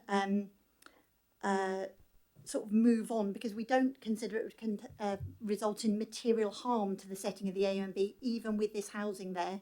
And that is obviously a matter of judgment, but that was my conclusion. And so there is no policy to stop all residential development within an AONB. It is trying the sort of purpose of the AONB protection is to preserve its special qualities, and it wasn't concluded that this would adversely affect the special qualities of the AONB. Thank you, Chair. I'm not sure that actually answered my question. Specifically, it was if we refuse this on impact of the OMB, would the 5-year land supply come at a hearing or whatever and count for more? That's what really my question. Thank you. Thank you, Chairman. Yeah, if I could just add what Lucy said there. So in terms of the conclusion that officers have reached in the report before you, it's a view that's been taken and set out in some detail, as Lucy says, that for the purposes of the NPPF, the conclusion has been reached that the proposal wouldn't have a significant adverse impact upon the A1B for the purposes which has been designated or defined. So that's the officer conclusion, that for the purposes of paragraph 177 in the NPPF, it's not major development for the purposes of the area of outstanding natural beauty. And on that basis, when we come to the paragraph 11, which is the tilted balance and weighing the harms against the benefits, the harms would have to significantly and demonstrably outweigh the benefits. However, if members were to review the proposal and consider that this was a scheme that did have a significant adverse impact on the A1B for the purpose that had been designated and defined, they would reach the alternative conclusion to officers, and paragraph 177 wouldn't be met, and therefore you would not be into the tilted balance exercise within the NPPF. It would be a fair fight between the harms and the benefits rather than the harms having to be given significant additional weight. Thank you, Chairman. Thank you. Councillor Freeman. Just to clarify a point that one of the speakers said, is this actually going to be a car-dependent development? So are there bus routes, public transport routes, cycling routes, etc., or is it going to be pretty much car-bound? And if so, really should we be approving developments like this on the basis that we've declared a climate emergency? Thank you. Yeah, so page 126 goes through the sort of sustainable development aspects of the development. It is within an existing settlement. Highclere does benefit from quite a good bus service compared to some villages. I appreciate it's still a rural area. Their paragraph 105 of the MPPF does note that obviously transport solutions do vary between rural and urban locations, and in a rural area it is likely that people travel by car, but there are opportunities within the vicinity of the site with bus services, which aren't always the case in rural locations. Thank you. Can we actually have the bus services confirmed by a resident? Because I know for myself that travelling on public transport, what other people think is a reasonable bus service is actually pretty lousy. So can we have, is there a resident that can confirm whether the bus services are Sorry, reasonable, Councillor or is Freeman, that not allowed? public speaking has finished. Okay, thank We you. can't go Thank back you. to that. I didn't realise. My apologies. Okay. Councillor Frost. Thank you, Chair. Lucy, I want to say thank you very much for a very, very comprehensive report here. Okay, it's almost too comprehensive to be fair, but very, very well done. I just want to take you to the bottom of page 125, where you've said that for rural housing, paragraphs 78 to 80 of the MPPF are the most relevant for consideration. And when I turn to that, okay, 78 is talking about rural housing. But 80 goes on to building a strong competitive economy. But when I look in the report, it actually says that on page 126, development of the site would not provide any form of long-term economic development. How do you square that with 176 and 177?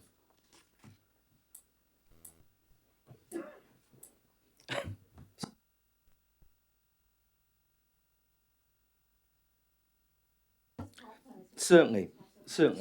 Yeah. On page 125 of your report, okay, it says for rural housing, paragraphs 78 and 80 of the MPPF are the most relevant for consideration of this proposal. And I agree with you, they do. Okay. But then it goes on, okay, you mentioned paragraph 80 of the MPPF are the most relevant to consideration of the proposal for new dwellings. But section 80 is in part 6 of the MPPF, which is about building a strong competitive economy. And then over the page on 126, right down at the bottom, second paragraph from the bottom, you say that the development of this site would not provide any form of long-term economic development, blah, blah, blah. Okay, how do you square that with section 176 and 177? Thank you. First of all, the MPPF was updated in July this year, and I think the numbering is slightly altered. So it is that the numbers I've referred to are correct. I think so. I think you might just got the numbering slightly out. They all refer to rural housing. The old paragraph 79 is now 80. In relation to economic development, clearly it's a housing site.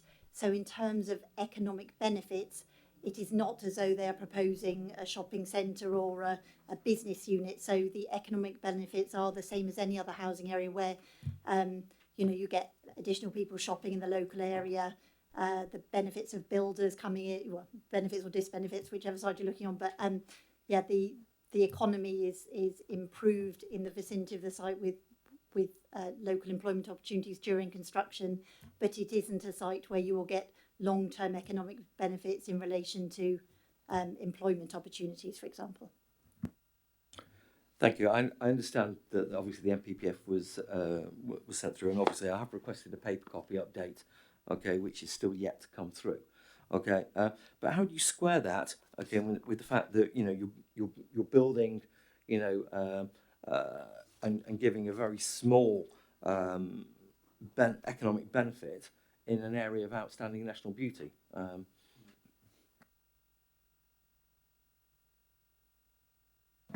So the planning balance assessment is set out within the report. So the sort of assessment is, right, does it cause harm? You are within the AONB, but that doesn't preclude all residential development. It does prevent harm to the character and setting of the AONB, which it does receive the highest level of protection. So there is no way around it. It is an area where you would only seek to have residential development if it doesn't cause harm.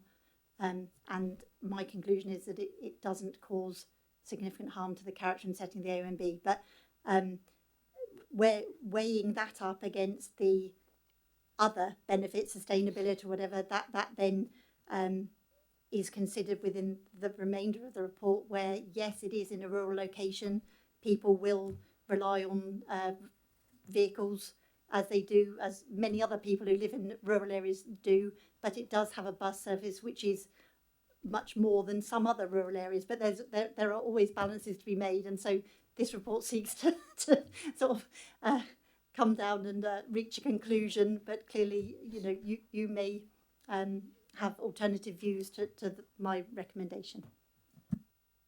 Councillor Harvey. Thank you, Chair. Lucy, can I just clarify in terms of your understanding? Yeah. Obviously, it's an outline application. Yeah. Are we facing a land promoter, or are you aware that it is a developer that has put in the application for the purposes of the applicant, who the applicant actually is? I don't know, but it isn't a material planning consideration. Yeah, I don't know. Yes, I don't know.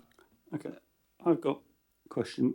Looking at your previous refusal for the previous site on page 122, it seems to cite EM1, SD1, EM10 and SS1 are your reason. Which of those policies are still valid and which of those policies have been invalidated by our lack of our 5-year housing land supply? So, do you want me to just go through what's different about this, or just the policy? No, if you just tell me which of those policies are valid and which of those policies are not valid at the present time.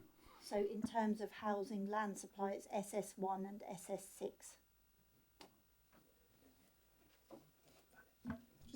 Yes, sorry, it's not that they're not valid, it's the limited weight. Okay, so EM1, that is not valid at the moment, or is that valid? No, that's still valid. EM1 is still valid. EM10? Yep. Still valid. And SS1, limited? Yeah. Okay. I'm confused in that case as to how you've reached the conclusion you did on the previous application and reached the exact diametric opposite conclusion on this application when the policies you referred to are still valid, EM1 and EM10 being still valid, and yet you've reached exactly the opposite conclusion. Can you explain that, please? Yeah, can I come in on that? So I think the point is that it's a different scheme. So it's 26 dwellings as opposed to 50, so that is a materially different position. Okay. So it doesn't necessarily mean that you follow that one application leads to refusal of the other. The policy position has therefore changed because there isn't a 5-year supply, so that's two significant material changes between the two, which is why a different conclusion can be reached. Yeah. But of course it's then for you as the committee to determine whether you agree with the recommendation that's been reached to the point of planning judgment. And I think the key issue here, Chair, is ultimately the starting point is whether the committee agrees with the officer recommendation in terms of there not being a significant adverse impact on A and B, hence why we end up with the balanced position in the conclusion. Yeah. And that's where the limited weight to those policies, etc., would apply. Or the alternative, which would be if the committee went down the other route, if you like, that they felt that there was significant adverse impact on the A and B, it would obviously lead to a different conclusion following that same policy context. Okay, thank you. So what it comes down to, it's not the change in the 5-year housing land supply that's changed the decision, it's the change in the scale of the development that is driving your decision.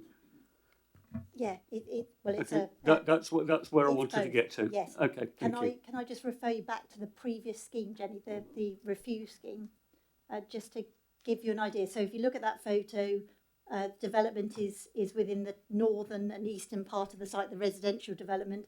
You've got the area of open space, that previous scheme, although it's tilted, sorry. So yeah, could you move back to the other one, Jenny? Sorry, thank you. So that showed residential development across the whole of the site. Westridge, which is running along, that's shown as the west, but it's actually the southern boundary, is a very rural lane with a much more rural character than the A343.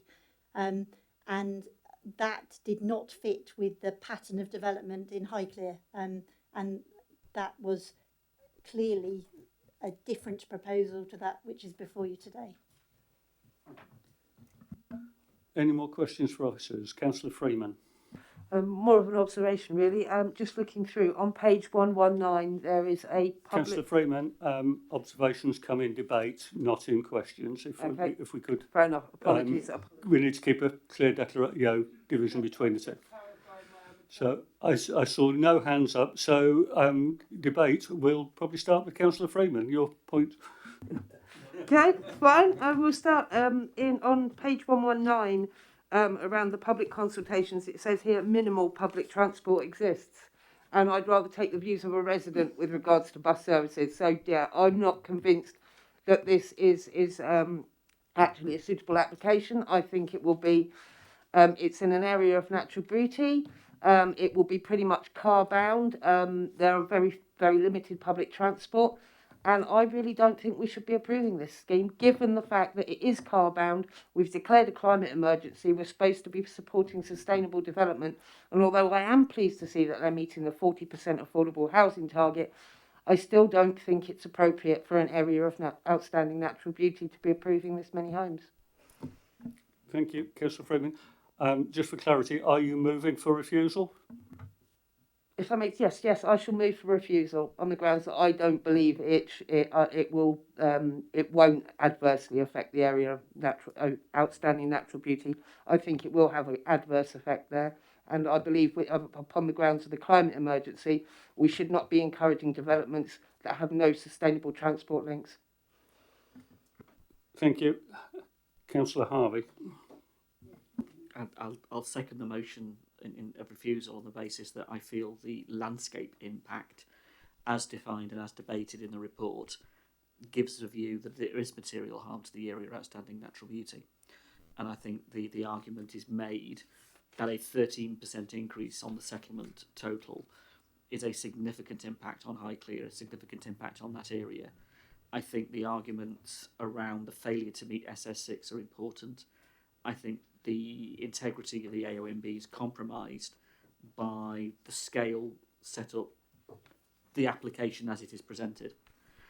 Separate to all of that, and I would not include this in my reason for rejection, I am concerned about the proposal of the Section 106 agreement as currently constructed as to how it would be secured for money to be put in perpetuity.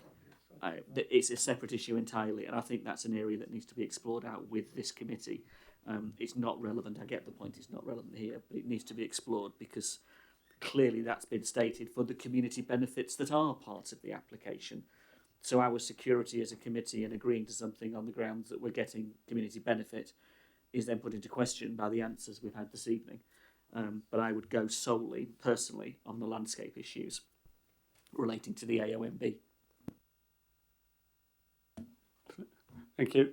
It's been moved and seconded for refusal. Before I go to the vote, I will just ask Mike to clarify the reasons that we are that have been put forward. Thank you, Chair. It was just 2 points of clarification from me and one advice as normal in terms of setting the reasons for refusal from Councillor Freeman.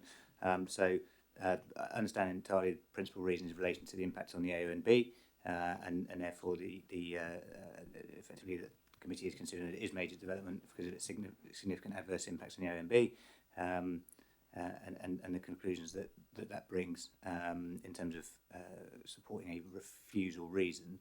In relation to the impact in terms of lack of sustainable transport, I entirely understand the points Councillor Freeman's raised, and I recognise also obviously the climate emergency being declared in between. The 2 points I'd draw members' attention to in that regard, in terms of it being a sustainable reason for refusal, is that the application for 50 dwellings, so more dwellings in the past, appreciate there wasn't a climate emergency called at the time, nevertheless didn't include that type of reason for refusal.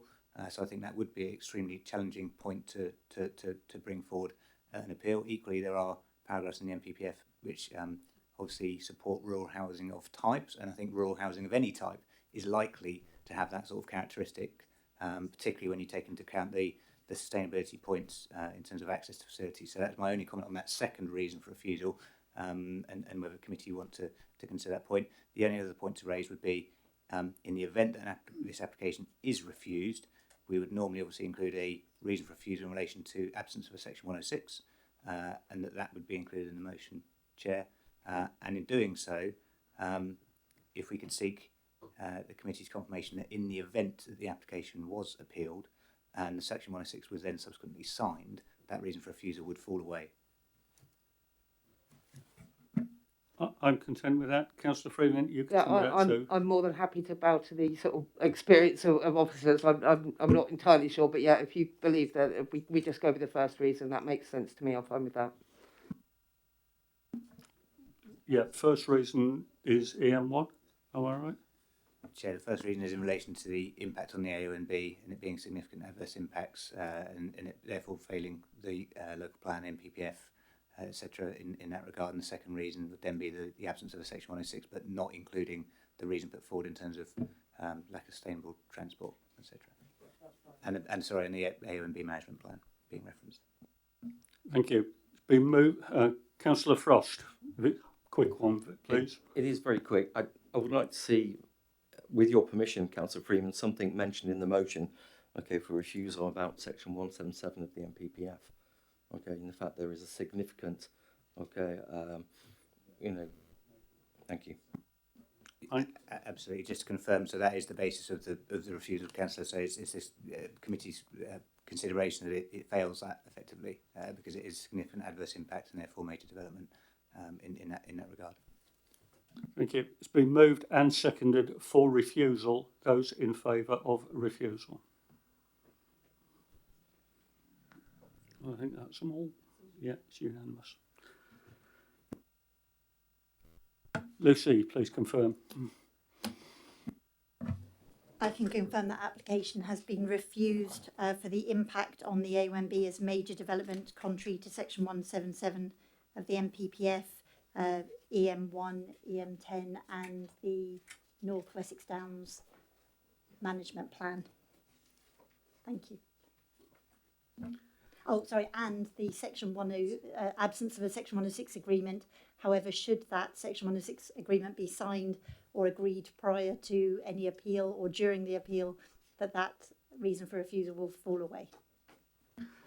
Thank you, Lucy, and thank you. And if we have a very brief break whilst we change the people at the back of the room.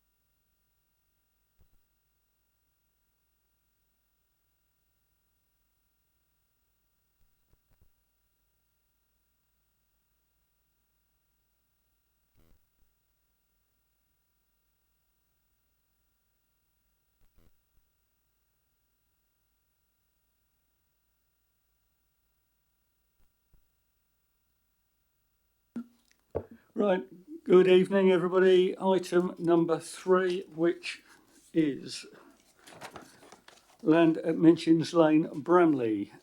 If we could have, I've got Councillor Tony Durrant, but I see it's Chris Flukes. If we could come to the hot seat, Chris, whilst Lucy introduces the case.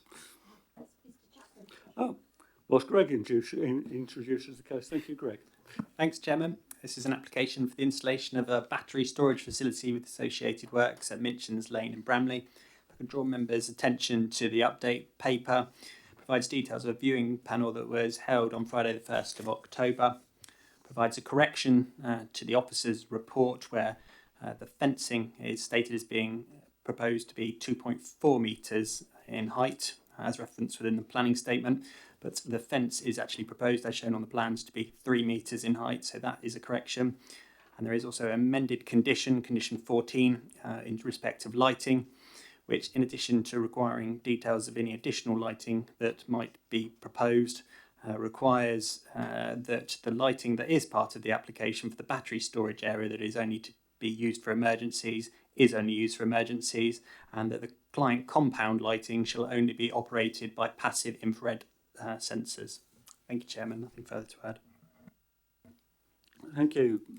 Evening, Councillor Flukes. You have 4 minutes, and I will warn you when you have 1 minute left.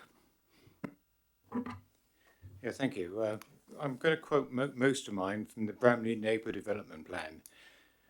It starts by saying the vision for Bramley is as follows. In 2029, Bramley will be an attractive village with a strong historic character, an unspoiled rural setting and good opportunities for locally based employment. Well, how can this vision be squared with the construction of this industrial site on good agricultural land adjoining one of the most used footpaths in the village? Government policy is to promote biodiversity and agricultural production. This site is classed as best and most versatile land and has been productive during all my 40 years in Bramley. We suspect that few, if any, of the construction jobs will be locally filled. We now go to the strategic aims of the plan. BSA 2, to ensure all new developments are proportionate in size, well designed and complement and enhance the rural and historic character of the village. Well, how does this proposed development achieve this? Shipping containers within a security fence hardly enhances or complements anything rural or historic. The strategic aim BSA 4, to protect and enhance the the historic character and rural setting of the village and its natural environment, and to minimise the environmental impact of new development. Again, how do we achieve this? Now come to the policies. D1, protecting, complementing and enhancing the historic character and rural setting of Bramley. Development in and around Bramley Village must protect, complement or enhance the character areas identified in the village character assessment within or adjacent to which it is located. Development will be supported where it protects, complements or enhances the relevant character areas. This is an alien industrial development situated on the edge of the village solely in order to keep the cost down. Important View 9 is situated right on the northeast corner of the site. View 7 is from the access point on Minchin's Lane looking towards the site. Various other viewpoints adjoining the conservation area overlook the site, and any mitigating screening will take many years to become effective. Policy RE1, reducing flood risk. Planning applications for developments in Bramley which are located within an area at risk from flooding must include mitigation measures giving priority to the use of sustainable drainage systems to ensure that surface runoff will not be increased and, if possible, reduced, to ensure the development will not increase the risk of flooding elsewhere. At present, this site mainly drains to a ditch along the western side of the site. As SUD systems do not work on our heavy clay soil, the proposal intends to drain the site towards the southeast into the ditch beside Minchin's Lane. You have 1 minute. This ditch already floods several times a year where it crosses under Minchin's Lane. This will introduce yet more runoff into the Bramley stream which runs through the village, which at the moment flows away from the village. Comments from the Hampshire Fire and Rescue Service seem generic to say the least, bearing in mind the numerous reported fires in lithium-ion battery installations. The comment on water suppression system flies in the face of current advice that water should not be used on these fires due to the danger of explosive gas generation. If water was used, we would also get runoff which will be contaminated, which according to their plan will then flow straight towards the village. And the proposal is not about providing renewable energy, but merely to make distribution more robust via the national grid. Surely this facility should be constructed within the national grid facility at the Frith Wood, where a large area of woodland have already been cleared and are kept clear of significant regrowth. Thank you. Thank you. Questions for Councillor Flukes? I have one quick one. You referred to fires in lithium-ion batteries.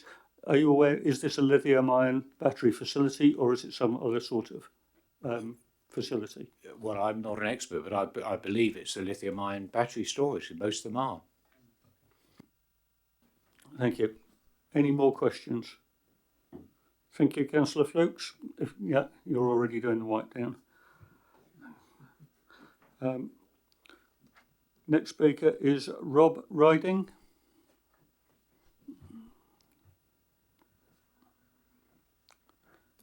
Thank you.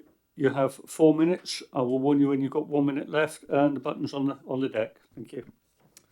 Thank you, Chair, for allowing me the opportunity to speak as the agent in support of the application. As you'll be aware, the UK government has committed to a 100% reduction of greenhouse gases in the UK by 2050, otherwise known as net zero. Furthermore, the Borough Council has declared a climate emergency with a commitment to making the borough carbon neutral by 2030. Based on the rapid growth of renewable energy generation and the expected growth in demand to the electrification of heat and transport, there is a growing need for electricity storage in the UK. They're connected to electricity grid to provide a range of flexibility services to the sector. The alternative to energy storage for addressing periods of high demand is to build and operate a number of peaking plants across the country, which are fossil fueled burning plants are left ticking over just in case there is a stress event. Battery storage therefore facilitates the transition to a low carbon economy and helps meet local and national targets. The applicant, Penso Power, is well placed to meet this need and is a leading developer of battery projects. Their 150 megawatt storage site near Swindon is Europe's largest battery storage project. The proposed development will be based on lithium-ion LFP technology and connect to the adjacent electricity substation.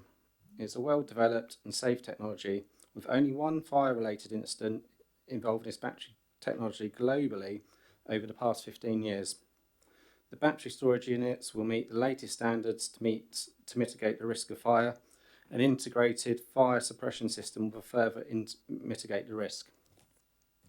Members will have read the committee report and note that the site is not subject to any statutory landscape designations. It can be assimilated into local landscape with any harm mitigated by new planting provided within the site along the existing site boundaries. And it should be noted that the applicant engaged with the Parish Council before submitting the application and made changes to the design from your usual grey containers to green, provide additional planting and the use of native species local to the area. There has also been no impact on the amenity of neighbouring or nearby properties. The proposals will deliver biodiversity net gain. There'll be no harm to any heritage assets in the area. A safe access to the site will be provided and adequate parking provision within the site during the construction and operational phases. A construction traffic management plan has been provided to manage activities during the construction phase. And for the avoidance of doubt, there's no link to the solar farm currently being proposed by Enzo Energy. They are entirely separate schemes and legal entities. Each scheme should therefore be considered on its own merits. You have 1 minute. Thank you. The proposed development is therefore considered acceptable in this location, and we fully endorse your officer's recommendation for approval and respectfully request that plan permission is granted for the development. Thank you. Questions? I've got one. Why has it been chosen this open field site when rather than the almost immediately adjacent site that's already well screened within Bramley Firth? Is there a technical reason for that site choice? It comes down to one, location, and two, whether the land is available. The land within the adjacent site is owned by the National Grid and wasn't available to the applicant to provide this facility. And also these types of facilities need to be near the substation, so it's conveniently located next to it, but unfortunately it's not land available within that installation to accommodate it. Any more questions? Yeah, Councillor Tomlin, thank you. Brain dead. Thank you, Chair. Good evening. Just there's a couple of points. Do you have any feel for the carbon impact of this scheme? How much carbon it will effectively use to not only construct it, but in the batteries? You've got 65 shipping containers with lots of batteries in them, and that's question one. The first and the second question. Reports I've read, there's 23 battery farm fires in South Korea in 2 years, and one in Illinois in America burned for 3 days. So I think you said there was one. So could you clarify those 2 points, please? Yeah, so in terms of the, your second point there, it's our understanding that this type of technology, this lithium-ion battery technology, is a tier 1 type of installation, which is the highest standard, and that's applied to these developments.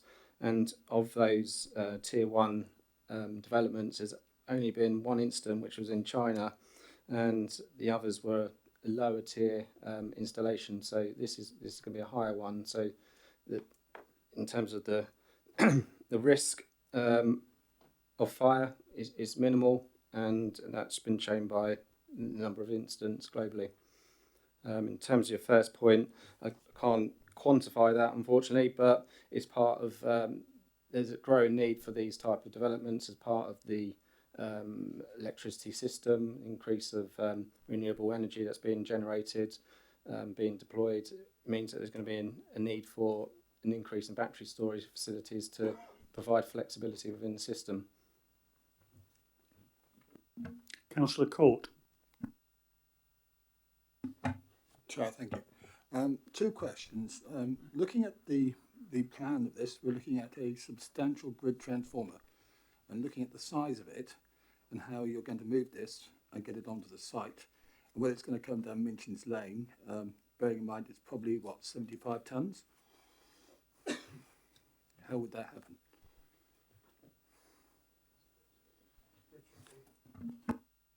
Thank you. In terms of the construction movements, this has been an area of debate with Hampshire Highways during the course of the application. There's going to be about 93 off the top of my head large HGV movements during the construction period. The majority of those will be during a 1 to 2 week period, with the remaining movements will just be over the rest of the 9 to 12 month construction periods. So they're being accommodated on larger vehicles, and Hampshire Highways are satisfied that with appropriate traffic management management system put in place, whether that's banksman arrangement or temporary traffic signals, that the movements will be able to go along Minchin's Lane without any adverse impacts. Thank you for that. Next question relates to the transformers themselves, which I understand contains considerable amounts of oil, which under a failure, that would actually get into the watercourse unless provisions are made for it. So can you give me some ideas about that one, please? Yeah, certainly. The transformer will be installed, and we'll have to adhere to all the appropriate rules and regulations. So in the event of any failure, that will be contained within the site, so it won't discharge into any watercourses. I couldn't actually see any signs of anything on the site drawings to indicate you do that, because you're looking at probably 800 to 1,000 litres. I can't answer in terms of the quantity, unfortunately, but there'll be appropriate measures put in place and standards which it needs to be applied to. That's the kind of installation. Thank you. Are there any more hands up? Councillor Frost. Thank you, Chair. I would just like to just cover really the proposed lighting posts that you have, and I'm just wondering what shrouding are you looking to actually put on the lighting in both the general area and also on the PIR in the the switchgear area. Yeah, so the lighting will be designed so there won't be any spill from outside of the out of the site. It will be directed in towards this site, and I believe one of the conditions.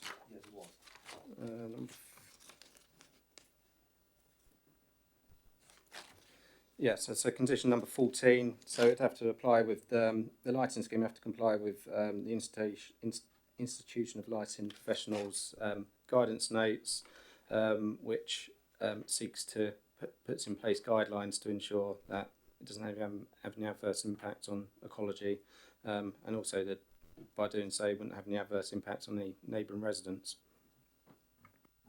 Thank you. I did actually read the thing. I was just unsure what the guidance was. Thank you. Councillor Gaskell. Thank you. My question sort of carries on from Richard's question regarding the fire. You mentioned there's one tier 1 fire recorded, but this is relatively new technology, so it's only just coming in. What mitigation have you put in for fire protection and firefighting? And if there is a liquid-based firefighting protection, again, the containment. Yeah, so thank you for the question. In terms of the units themselves, there'll be an integrated fire suppression system, which is an environmentally friendly way of dealing with chemical fires. So that will be applied in the first instance. And also an in-container sprinkler system will be an additional safeguard as a further mitigation of any risk of fire. So if there's a fire that starts in one unit, the systems will go into force and contain it there, and so it doesn't take hold and spread to another unit. Maybe Richard can confirm this, but if it's an electrical fire, I don't think you're supposed to use water. No, as in terms of this, there'd be a suppression system which would deal with the chemical fire in the first instance. Can I ask what sort of gas that is? Because that will be a release to atmosphere, I guess. Unfortunately, I can't answer that question, I'm afraid, but the battery storage systems and their fire mitigation systems are installed and developed in accordance with standards and protocols, so they all deal with comply with guidance which puts in place to mitigate that risk. I think this is where I'm getting to. I'm being told by legal that this is not a material planning consideration. My concern is that if you build these in an industrial environment, you've got to bung them, and the size of the site will probably be twice as big as it is. I'm told it's not a material planning consideration by legal, so I can't really alter that. That's the information I'm getting from our legal officer. So we will move on. Are there any other questions? Councillor Mellor. Thank you. Quite simple question. Why Bramley? Is there an associated plan? So that's fine. It's all down to location of the substation that's next to it. So it's a convenient location right next door to it, so it can connect into it at ease. Okay, I see no more hands up. Thank you very much. If you could have a quick wipe down the chairs, chair arms and desk and such like. And next speaker is Councillor Mahaffey.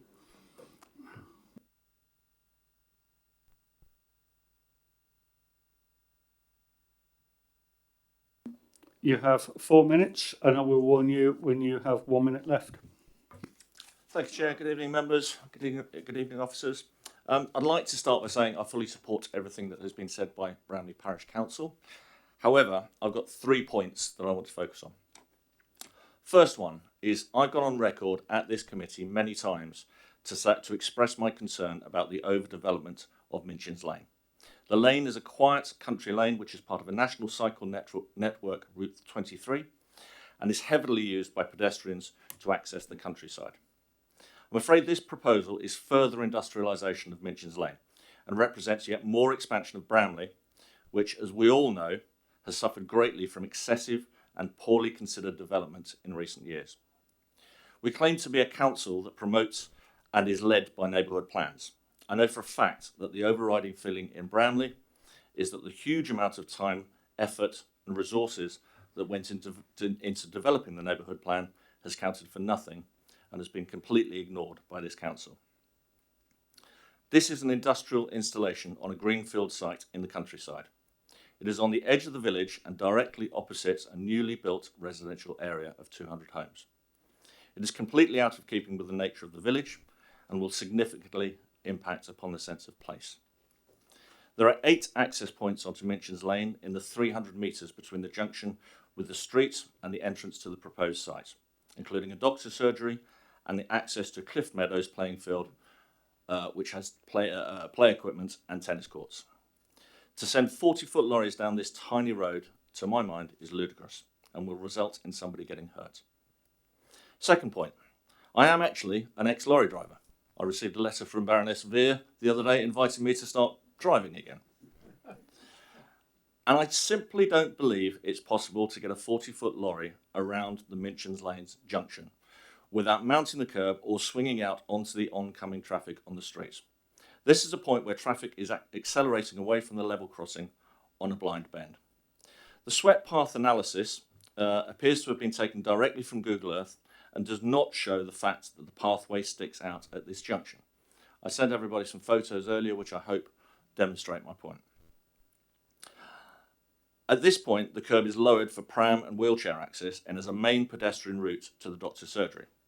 There is already a 7.5 tonne limit on this junction, and to send articulated lorries around this junction is simply dangerous. My last point, and this is possibly the most significant. In a month or two, this committee will be considering a 200-acre industrial solar installation in the fields directly adjacent to this proposal.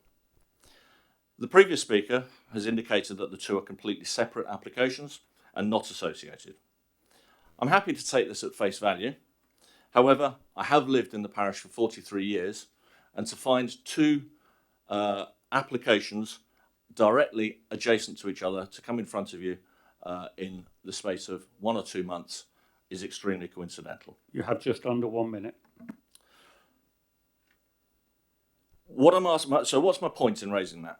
My point is, I believe this is the thin end of the wedge, and I'm asking you to consider these two installations as intrinsically linked.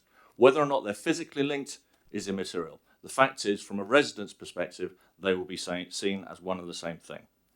And I'm sure you won't come to the conclusion at any point in the future where you say, well, we've approved the batteries, so we have to approve the solar park. I've asked officers that these two applications be considered in conjunction, but their hands are tied by planning law, which says that they need to be considered separately. I'm asking you, as a committee, to apply a common sense approach which serves residents instead of just serving the planning regulations. Thank you for your time. Thank you. Questions for Councillor Mahaffey? I've got one, very quick one. The AWE protection zone covers Bramley, and it's zone 1, 2 and 3 on a outward goes. Do you know what zone this falls into on that? In all honesty, I don't. It does have an impact, and certainly anything that is within the zone needs to be considered. And for members' benefit, the zone is about the evacuation of the area should there be a nuclear accident. Thank you.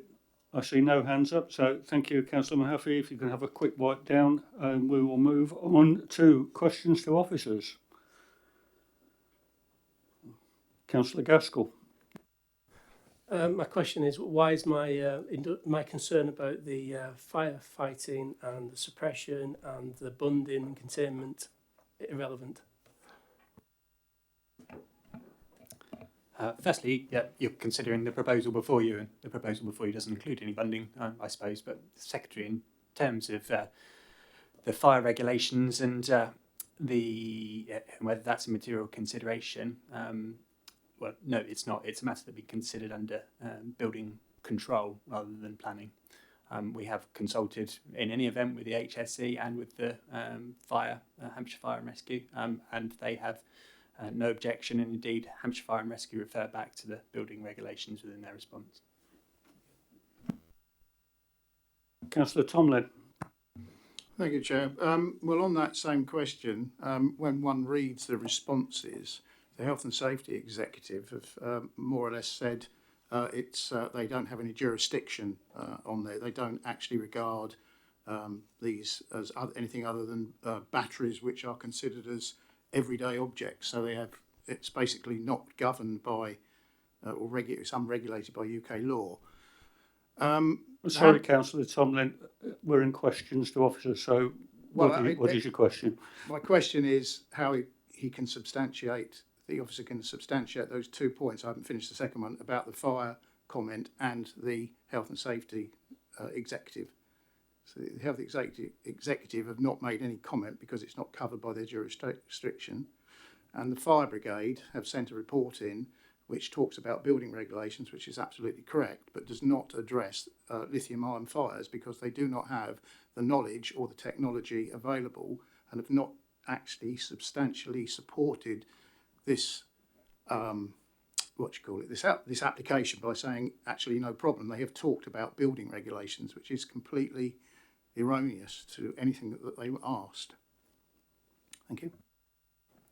As I said, I suppose that they are building control matters and not matters for consideration through the Planning Act. But those two bodies are themselves.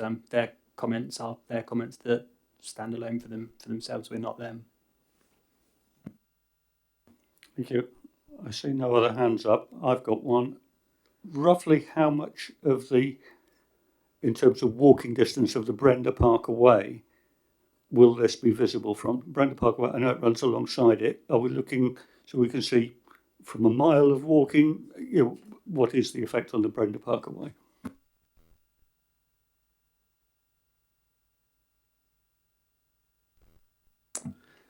So on page 177 of your agenda, you have a location plan. The footpath runs along the southern boundary and then along the western boundary. The distance from Minchin's Lane to the eastern boundary of the battery storage, so not the application site, but where the actual battery infrastructure itself is proposed, is approximately 350 metres.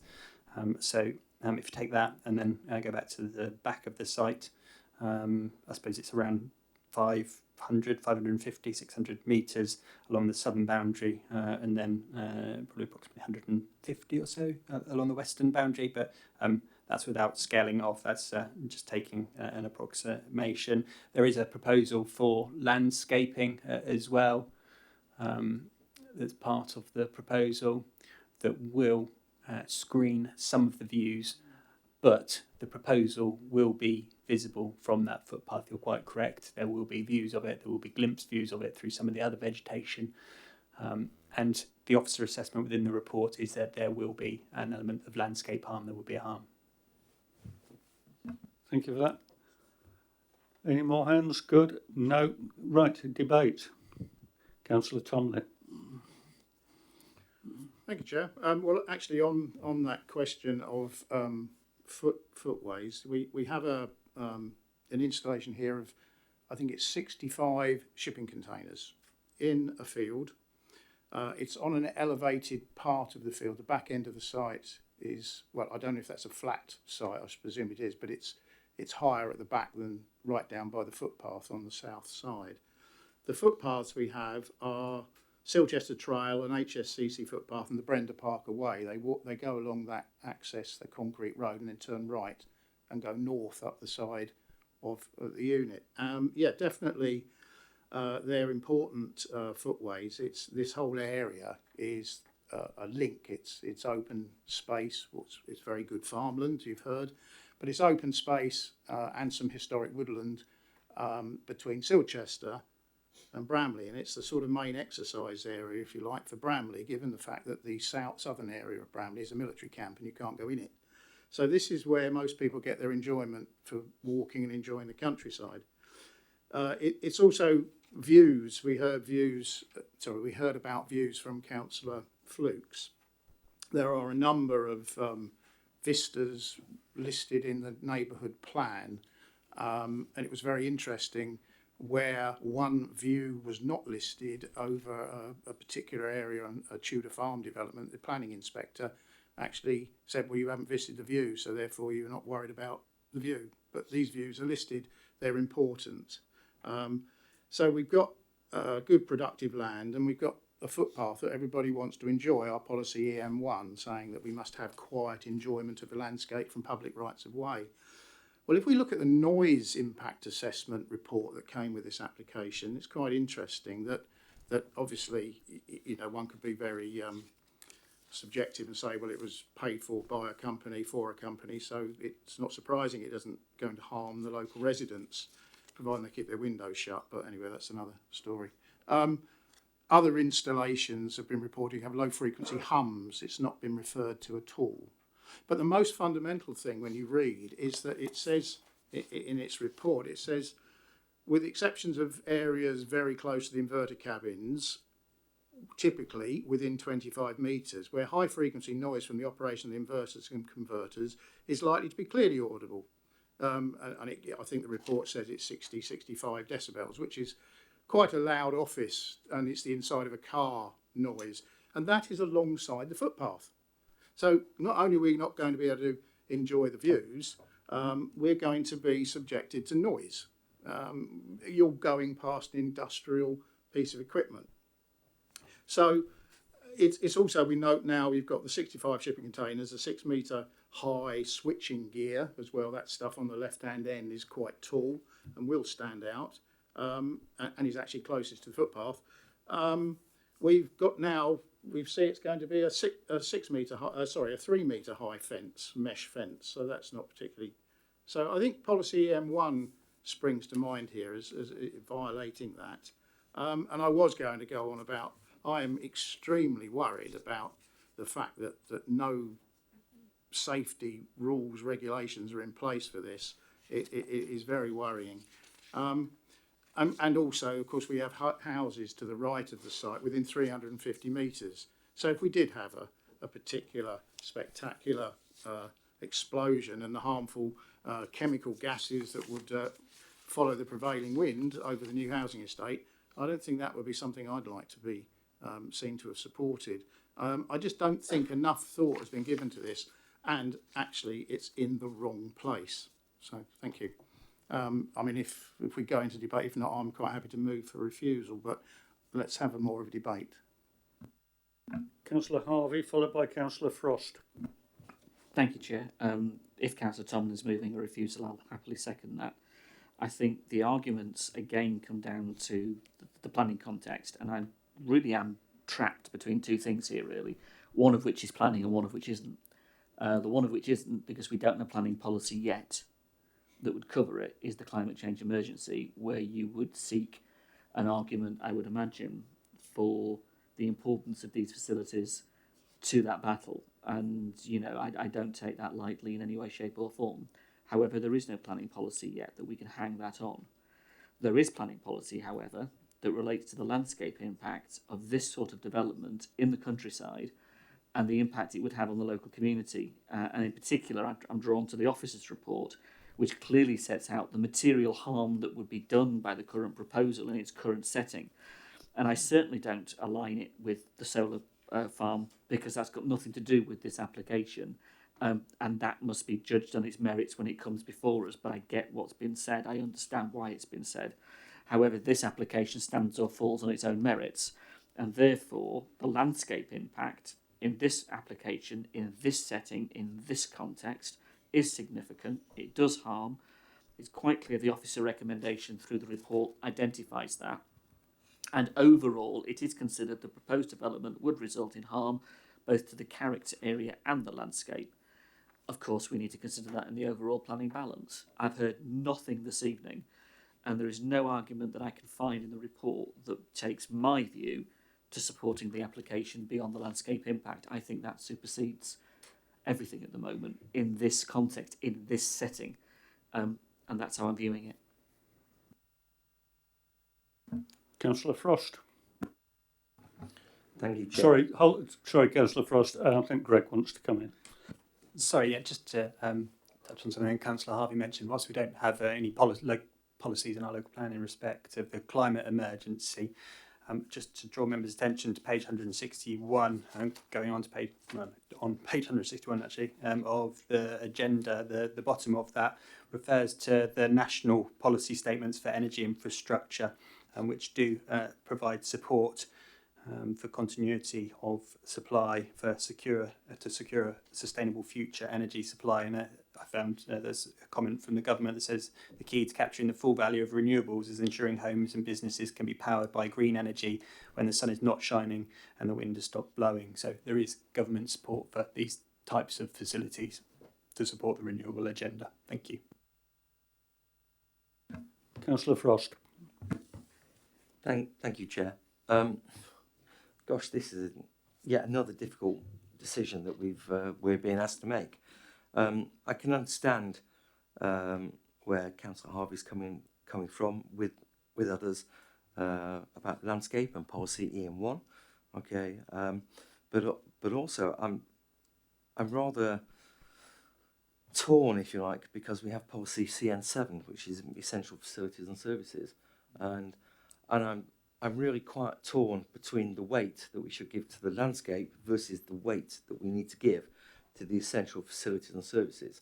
So whilst I understand there is a motion on the table, I think I'd like to ask for a recorded vote, okay, just to see where everybody is. And I hope there's more debate so I can continue to make up my mind. Go ahead. Thank you, Chair. All we have to do to approve this is follow the officer recommendations. That's where I'm leaning. I've heard all of the concerns voiced by many of the members. However, we have support from the government, we have support from the officers, we are well within our rights to approve, and I would urge us to do so because we cannot conserve a landscape view if in 50 years' time climate change has decimated the planet's ability to support that view. There's no point in conserving it for the remainder of, to be blunt, your lifetimes, because by the time I'm your age, it'll be gone. That might not be a material planning application, but that's the only consideration that I, as an individual, can really go on, is how it's gonna pan out in a longer time period than maybe what you all are thinking about. So, you know, I would happily move a motion. I don't know if that's allowed, if a motion's already on the table for refusal, if I can move one for approval. But if I can, I would like to move one for approval purely based on the fact that we're supported by the government. We've got to deal with the first motion first. Yeah, okay, that's fine. Should that motion fall, then you will be available too. I'm not sure whether Councillor Tomlin actually made a proposal. He said that he might come back and make a proposal, is my recollection, and then Councillor Harvey said he would second it if he did make the proposal. I think that's where we are. Councillor Tomlin, could you clarify yes, what you said? Yes, Chair. I'm quite happy to propose refusal on the ground of impact to the landscape, EM1, footpaths, enjoyment of those footpaths, the benefit mental health for everybody in this Chris, I think it's more a question of did you propose it a few minutes ago? I wanted to propose it, but I offered chance for more debate. Perhaps I should have debated it. And therefore, the other proposal comes first. Councillor Howard-Sorrell. Councillor Howard-Sorrell, you indicated you would propose it if you could, and it would appear that Councillor Harvey, Councillor Tomlin didn't actually make the proposal, so you are free to make your proposal. Excellent, in which case I make my proposal. The reasons that we've heard regarding the enjoyment of the landscape, I don't think is sufficient for us to refuse. We have support from the officers, we have support from government policy, which if we need a basis for the approval, I think they've already been laid out in the report. So that would be the basis for my motion for approval. I'm sure there's been other concerns raised, and I can't quite think what they all were, but I didn't hear anything that to me was especially convincing to sway me the other way. So, Councillor Frost, followed by Councillor Godison, followed by me. Thank you, Chair. Really, the reason for putting my hand up is, and if no one else is going to second the motion, I'll, in the interest of democracy, so we actually move on, I will second the motion.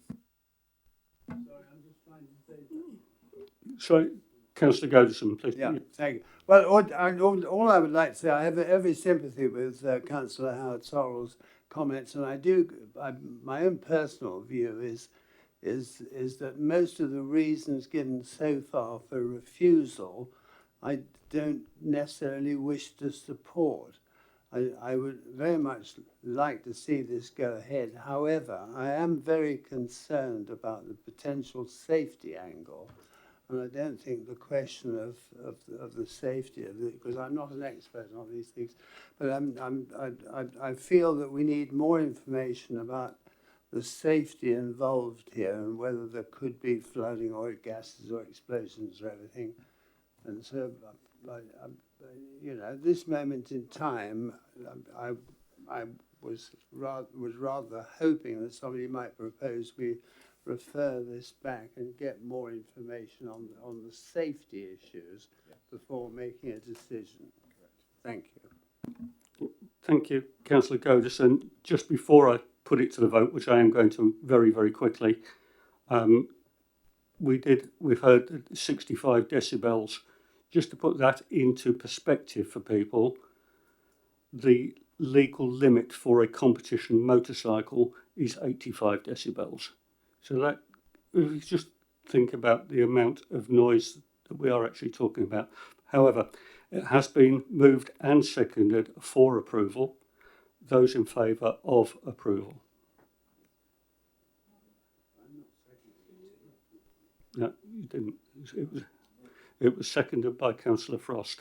Can we count that again? I don't think it's going to take long. 2. Those against? 1, 2, 3, 4. If can you raise your hands, please? Yeah. Are you abstaining? No. 8. I'm abstaining. You're abstaining. Okay. In that case, we now need a proposal for refusal, which will, I think, automatically by definition goes to Councillor Tomlin. No. Unfortunately, you put the motion up, your motion has fallen, so we go straight to an alternative motion. Councillor Tomlin. Thank you, Chair. In which case I propose that we refuse this application on the grounds of impact to the landscape. Thank you. Thank you. Do I have a seconder on that? Councillor Harvey, thank you. Been moved and seconded for refusal. Those in favour of refusal? 1, 2, 3, 4, 5, 6, 7. I make that. Greg. Sorry? Oh, sorry. Those against? 3. Greg, please confirm the recommendation. Thank you, Chairman. Just to confirm that application is refused for reasons of the impact on the landscape, including important vistas, in accordance with policy M1 of the local plan and the aims and objectives of the Bramley Neighbourhood Plan. Thank you, Chairman. Thank you. As I said at the beginning of the meeting, the only toilets that are available are in the other building, so we are going to have the quickest break we possibly can. I would like everybody back here by 9:25 if that's possible. Thank you.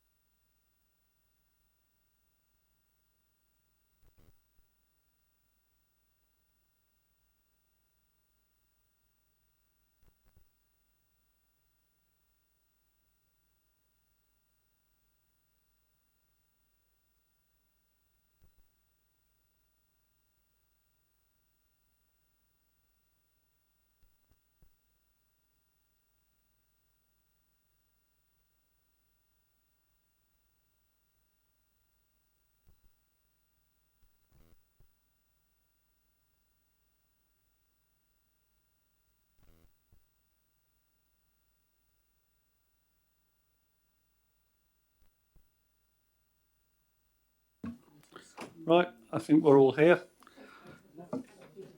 Yeah. Yeah, everybody's here. Okay, item number 4, land at existing storage caravan site, Falkland Farm, Andover Road, Avongar. If we could have Mr. Brad Norton to the chair again. And if you wait there, we get the officer to introduce it. Thank you, Chairman. This is a proposal for an outline proposal for the erection of 5 dwellings with all matters reserved aside from access. There is an update paper which provides details of a viewing panel and additional representation, an additional consultation response from Hampshire Highways in response to that representation and some of the other comments made in the agenda paper by objectors. And then officer comments in respect of those matters, which are in respect of the access to the northwest of the site, which isn't within the red line, directly onto the A343, which does confirms that the Highway Authority have no objection to the use of that access, which the use of it can't be controlled, but that is an existing situation also. And therefore there's no objection, but officers recommend the amendment of condition 15 to remove reference to the provision of visibility displays at that junction. Thank you, Chairman. Thank you. Mr. Norton, you have 4 minutes. I'll warn you when you've got 1 minute left. Thank you, Chair, and it's me again, so apology. So again, I'm here on behalf of Highclere Parish Council. I'm the Chair of the Parish Council. And the Parish Council has raised an objection to this that we would like to take into consideration, please. Access has already been granted, and that would be one of our first main concerns. The application states that the access will be via a track through Oakley Farm. Oakley Farm is an active farm, both arable and cattle. Oakley Farm also has a caravan and camping site at the junction with the Penwood Road. And we think that access to the site would be dangerous. Oakley Farm owns the track, and there is no onus to maintain it to residential standards because it is a working farm, and that may lead to difficulties for those residents on the resulting development. Equally, it's a narrow lane. There could be clashes between farm vehicles, delivery vehicles, and the residents of the accommodation as well.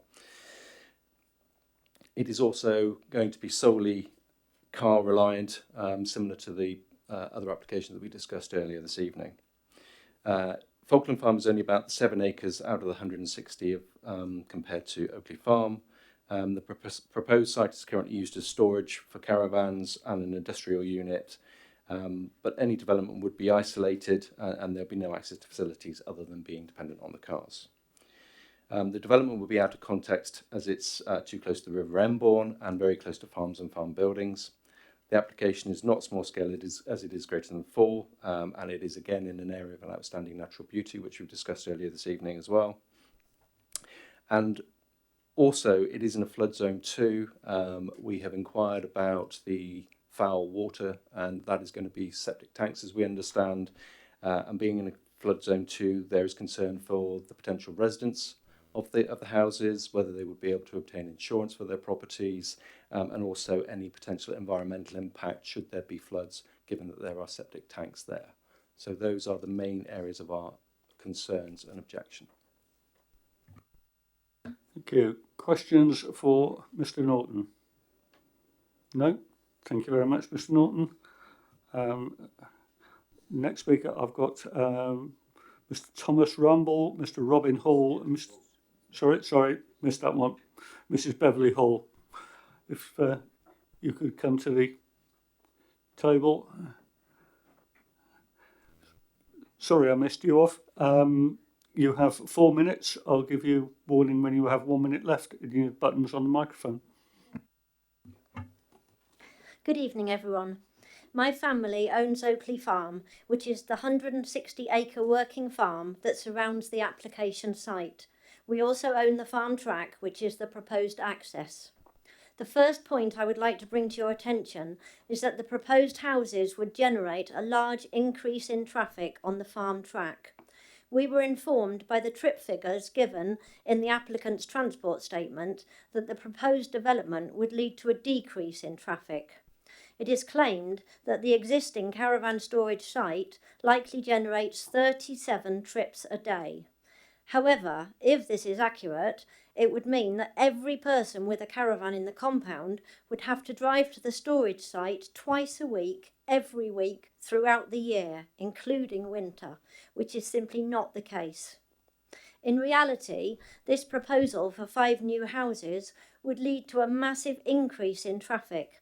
If each house had 2 cars and each car was used twice a day, it would generate 14,600 trips a year, all using the farm track to access their property. Compare this with the current use of approximately 1,200 trips a year. This leads to my second point, which is regarding the unsuitability of the access lane.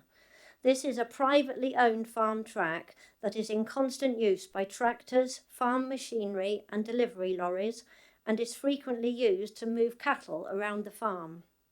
It is narrow, single track with no designated passing places, no pavement, no lighting, and it is often covered with mud and manure and is entirely unsuitable for residential use.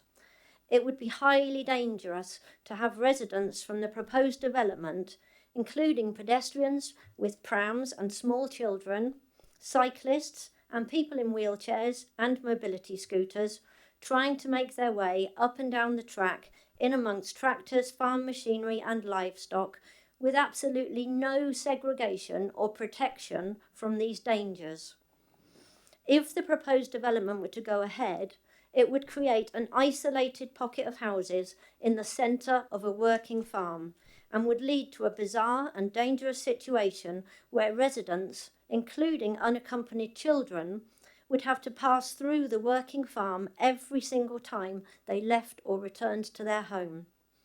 Tractors and farm machinery are dangerous, and we should never force members of the public to share the same narrow enclosed space as these machines. And finally, national and local planning policies state that proposals must provide safe and suitable access for all users, which this proposal certainly fails to do. Thank you. Thank you. If you just stay there and turn your microphone off for a minute. Questions to the speaker? No? Thank you very much. If you can just wipe down the front of the desk and the chair arms for benefit of the next speaker, that would be very helpful. And I'll get it right this time. Mr. Thomas Rumble, Mr. Robin Hall, Mr. Steve Jenkins. You have 4 minutes between you. How you utilise that is entirely up to you. I'll let you know when you've got 1 minute left.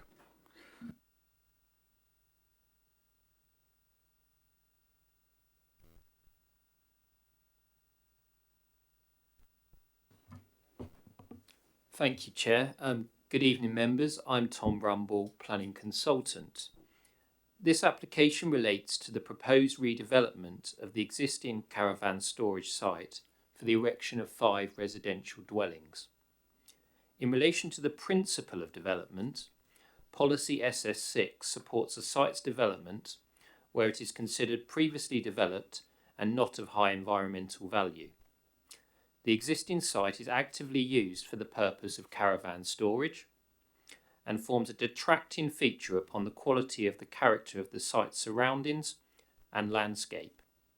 The proposal enables an opportunity for additional landscape planting and garden areas in a relative low-density residential form, such that it can enhance the immediate character of this area.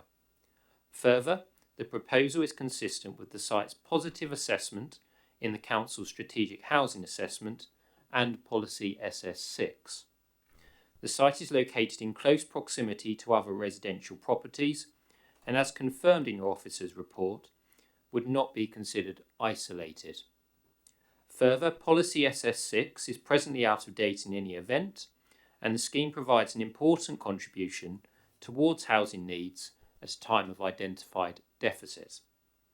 The application is supported by a comprehensive transport statement that considers vehicle movements, access arrangements and parking provision, including within the context of the established existing use.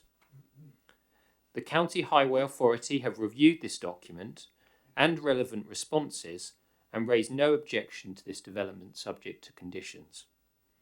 The application is located wholly in flood zone 1, and it is presently formed of impermeable hard surfacing that would be replaced with a more porous material as part of the residential development.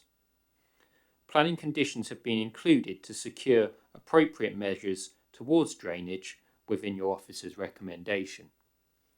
By comparison to many modern housing developments, the proposal would be of a low density, with garden sizes comfortably exceeding the council's standards and space for substantive boundary planting provided. Further, the site is not designated as of any specific landscape value, and contrary to what you heard earlier, it is not in the AONB. Net biodiversity gain can be secured through measures indicated in the submitted report, such as native species planting, bird and bat boxes. In summary, the proposal allows for the redevelopment of a developed site and can achieve an enhancement in landscape and architectural quality without resulting in any undue technical harm. You have 1 minute. Thank you. The application is not subject to any objections from the Council's highway, landscape, ecology or environmental health officers. Within the context of the need for housing and the site's positive assessment in the Council's strategic housing assessment, the benefits of the scheme are significant and support the officer's recommendation for approval. We respectfully ask that you agree the officer's recommendation. Thank you. Questions? I have one very quick one on the access. Is the access shown in the red line the only access to this site, or are there alternatives? Chairman, there are two accesses to the site. It's intended that the application site would be accessed through the access on the screen through the red line, but it is physically possible to also access to the north west of that plan onto the A343 also. Okay, thank you for that. Councillor Tomlin. Thank you, Chair.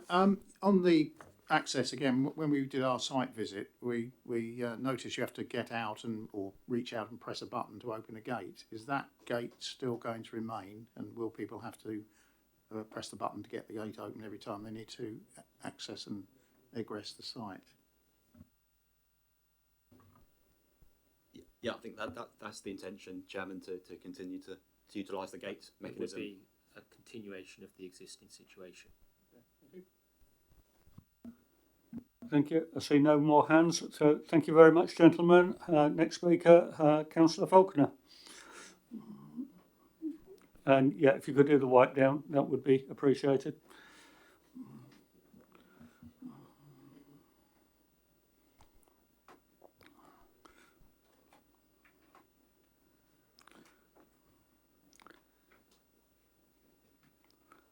Welcome again, Councillor Faulkner. You have 4 minutes. I'll warn you when you have 1 minute left, as you know.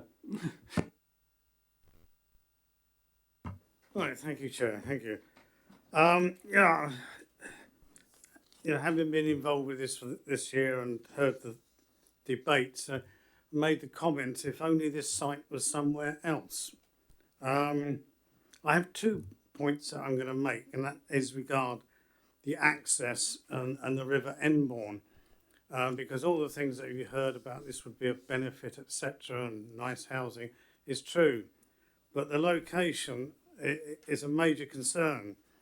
The access is through the farm track owned by Oakley Farm, and of course it's not only does it have the farm vehicles, but at the entrance is a very popular caravan and camping site, which is particularly heavily used in the summer months.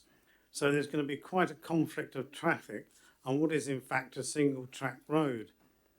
and it worries me that there is no beholden upon the owners of that tract to do anything with it, to keep it maintained to residential standards. It could simply revert to being a farm tract.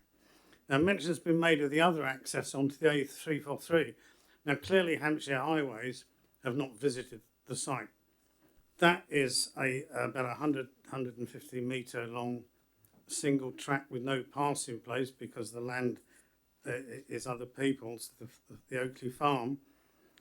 And it emerges onto the A343. Now, any of you that know that road, you come down the hill from Newbury at 40 mile an hour, then it's de-restricted. And you hit the bridge where you go from the dark side of West Berkshire into the sunlit fields of Hampshire. But as you're doing that, you're approaching 50 or 60 miles an hour. Now, that access is within 5 metres of the Humpback Bridge. And if you sit there to emerge, you cannot see the traffic that's on the other side of the bridge at 50 miles or 60 miles an hour. If you pulled out, then you're toast. And I assume because of that, that's why the access is going the other way, but that has its own problems. So I have great concerns about how this would operate in reality.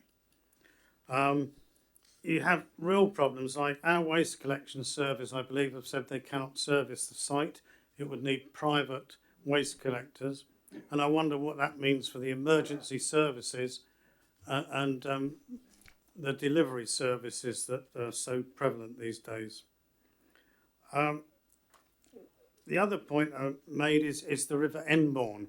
Now, this area is in a place called Wash Water, and that gives you a clue. This site's probably not too bad, but on the other side of the A343, every year there are 3-foot floods on Washwater Farm. You have 1 minute. Thank you, Chair. And so it's a well-known flood problem. Therefore, I wonder what a development would do to add to that. And the fact that it's only the site is only 20 metres from both the River Enbourne and the listed mill house that you saw on the photographs, that gives me concern as to whether this poses a pollution risk and an environmental problem. Thank you, Chair. Questions for Councillor Faulkner. Councillor Mellor. Thank you, Chair. You say that the Falkland access is impossible. The owner of the Oakley farm single lane track says that is impossible. So effectively you're saying there is no access to this site, proposed site.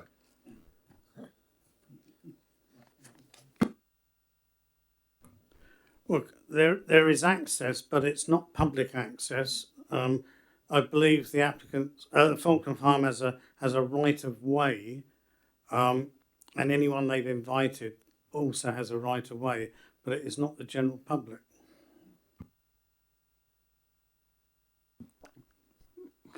Councillor Gaskell. Just with regard to the flooding, it mentions that it's a flood zone 1, and it's likely to, it's the chance 1 in 1,000, I guess that's years, chance. In your experience, has that area ever flooded? I don't know about Falkland Farm because of its location. I had never been there until this application occurred. What I can say is that there's been a public consultation with Bewley Homes, who will be coming to the council with an application to build 350 houses on Washwater Farm. And as part of that exercise, we've been looking at photographs where every year that side of the A343 floods to a depth of 3 foot and goes halfway up the gardens of the people living in Enbourne Row on the West Berkshire side of the Enbourne. So specifically where these floods occur, I don't know, but that general area has an issue. Thank you. I see no hands, so thank you, Councillor Faulkner. Before we go to questions to officers, we have now been going for 3 hours, so we need to move special standing orders to continue. Is everybody happy to continue for another hour? Yeah? Everybody agreed? Thank you. Right, questions to officers. In that case, debate. Councillor Frost. Thank you, Chair. I see basically there being issues on two areas, one being flood risk, okay, and the other one being the access. And I have to say, I'm not sure how you can get, the number of vehicle trips to decrease from a caravan site, okay, over 5 houses. It just beggars belief that Hampshire County Council haven't actually commented just on how bad this road access seems to be, and raising no objection. I find staggering, but there we go. I mean, I'm just really struggling to see how I can support this, okay, when, the MPPF para 111 states that, there are only reasons to prevent or refuse development from a highways perspective, and those being that the level of traffic increase, does not lead to a severe impact, or have an acceptable safety impact. And I just can't see in this particular case how we cannot have unacceptable safety impacts. Thank you. Anybody else? Councillor Tomlin, thank you. Well, just to add to from the viewing panel, we went along the track, and it was an active farm. There were various tractors moving around and hay bales, and we have to open the gate and go in through the gate, and it was single track. I mean, that in itself doesn't stop you getting in and out of the place, but it's an incredibly interesting place to put some houses, I would suggest. It's a confined access, but I don't know. I mean, I missed asking the officers, but I mean, I didn't quite understand. Is the application, the access is already approved or not? Sorry, may I ask that? Because thank you. The accesses are both already existing.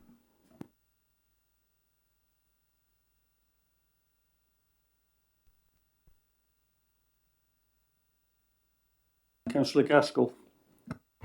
So, with regards to the access, is that part of the application, and will we have to consider who maintains that as part of the application? The access to the south onto Penwood Road is part of the application. That is within the red line of the application. The access off to the A343 is not within the application site, but is usable by the future residents as it is usable by the current occupants of both the caravan site, towing their caravans, and the farm vehicles and the residents up there already. So I think there's a second part of your question. I was sort of going on to that really. So, will it become adopted, and if not, who will pay for the maintenance of it? Because you're going to have heavy agricultural machines going up there, and you're going to get a lot of general traffic as well, and the caravan camping site. So who looks after that? There isn't any proposal for the maintenance of the track. I suppose in rural areas it's not unusual that access to residential properties is unmade tracks that are in a relatively poor condition.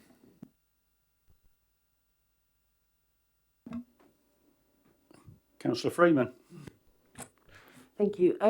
Just thinking, the lady from the farm said that they moved cattle around the farm using those roads. Surely we should be worried about sort of public access. What happens if a car comes along, hits one of the cows who's, we've got accidents there. Plus there's a gate system that people have to open and then remember and be bothered to close. What happens if, you know, cows get out onto the road and things like that? I think this is a nightmare. It's a disaster waiting to happen. It's access up a single lane farm track which has farm vehicles, and as someone said, you know, if you've got kids running around there, it's not going to be safe. I think this is a major safety issue.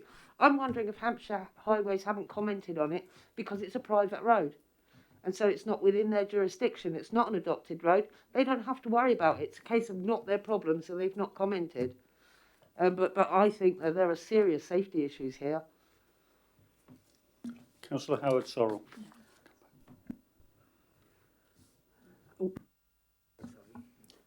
Not wishing to speak on behalf of the other members, but in the interest of brevity, it sounds like we all have issues about this, which is enough of a reason for us to move for refusal. And we've been here quite a few hours. I don't think any more debate needs to happen when we already have one valid reason with no counter argument for refusal. So, is that a movement for refusal? Yes. Thank you. Do we have a seconder? Councillor Godison. Your reasons, Councillor Howard Sorrell. Relating to public safety with regards to the access road. I'm not sure of the specific policy number. Perhaps somebody else can point you to a... Yeah, thank you, Greg. Thank you. Perhaps if I could help with that, just to clarify whether it's the access road itself or the access road and the access Bellmouth onto the A343 or Penwood Road, and whether it's either or both of those. I think from debate it may well be that it's both of those. And just in terms of the, but yeah, if you could clarify that, but in terms of the policy CN9 would be the most appropriate policy in particular parts B to D and paragraph 111 of the National Planning Policy Framework that Councillor Frost referred to. Thank you. Thank you. Been moved and seconded for refusal for the reasons outlined by Greg. Those in favour of refusal? That's everybody. Thank you. Officer, to confirm the recommendation. Thank you, Chairman. Just to confirm that application has been refused by virtue of the impact, the highway safety impact from the use of the access, which is the access track itself and the access onto the adopted highway in accordance with policy CN9 and paragraph 111 in PPF. Thank you, Chairman. Thank you. Thank you, gentlemen and ladies. And right, if we can have a swap of personnel at the back, and we'll crack on with item 5.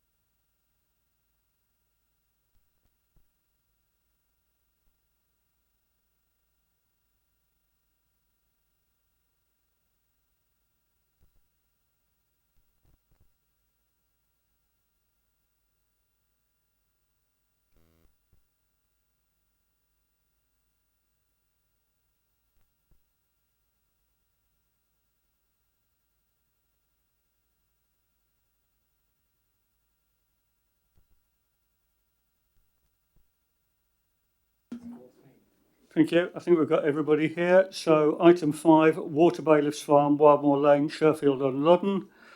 If we could have Councillor Andy Morgan to the centre chair, and if you just wait there for a few moments whilst the officer introduces the case. Thank you, Chair. This application is for the demolition of an existing barn and erection of 2 dwellings on the site of the barn and the former menage.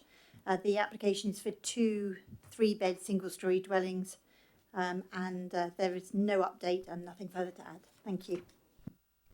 Thank you, Lucy. Councillor Morgan, you have 4 minutes. I will warn you when you've got 1 minute left, and there's a silver button on the microphone base for you. Good evening, Chair. Good evening, Committee.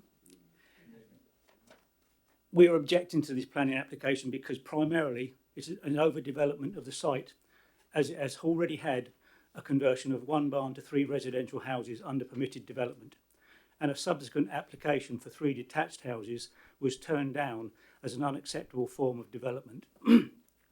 This decision was upheld at appeal for a number of reasons.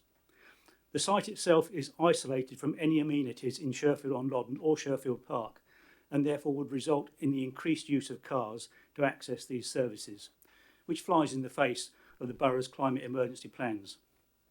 There are no footpaths, cycle paths along Wildmoor Lane, so pedestrian and cycle traffic is impossible. There aren't even any sensible verges which can be used either. Wildmoor Lane is a narrow road with few, if any, realistic passing places, and any increase in traffic will exacerbate the existing fragility of this lane. There are already a number of new dwellings planned or approved for construction on the lane, and this is seen as a stealth development of the site into a new community. These developments would, if built, contribute even more traffic to this lane, and the access lane off Wildmoor Lane is not suitable for any sustained increase in traffic. Access onto the A33 is via 2 very dangerous junctions, one at Church End and the other close to Mole Valley Stores. And as the density of traffic on the A33 is already very high, especially in rush hours, there is every possibility of an increase in accidents or long delays at these junctions. The houses, as proposed, do not meet the needs of the parish as identified in the Sherfield-on-Loddon neighbourhood plan or with SS6 of the local plan, and as such do not contribute to the village, as the area is not cohesive with the village. The addition of these houses will also alter considerably the character of this part of the River Loddon area and change the current vistas and views.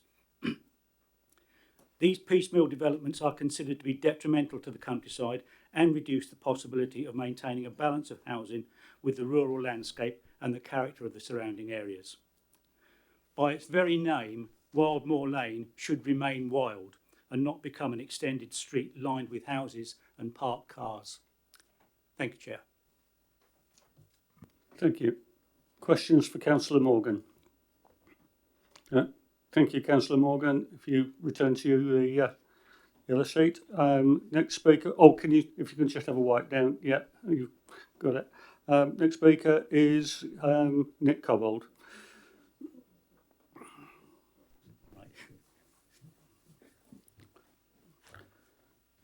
Evening, Mr. Cobbold. You have 4 minutes. I'll warn you when you've got 1 minute left, and the microphone is already on.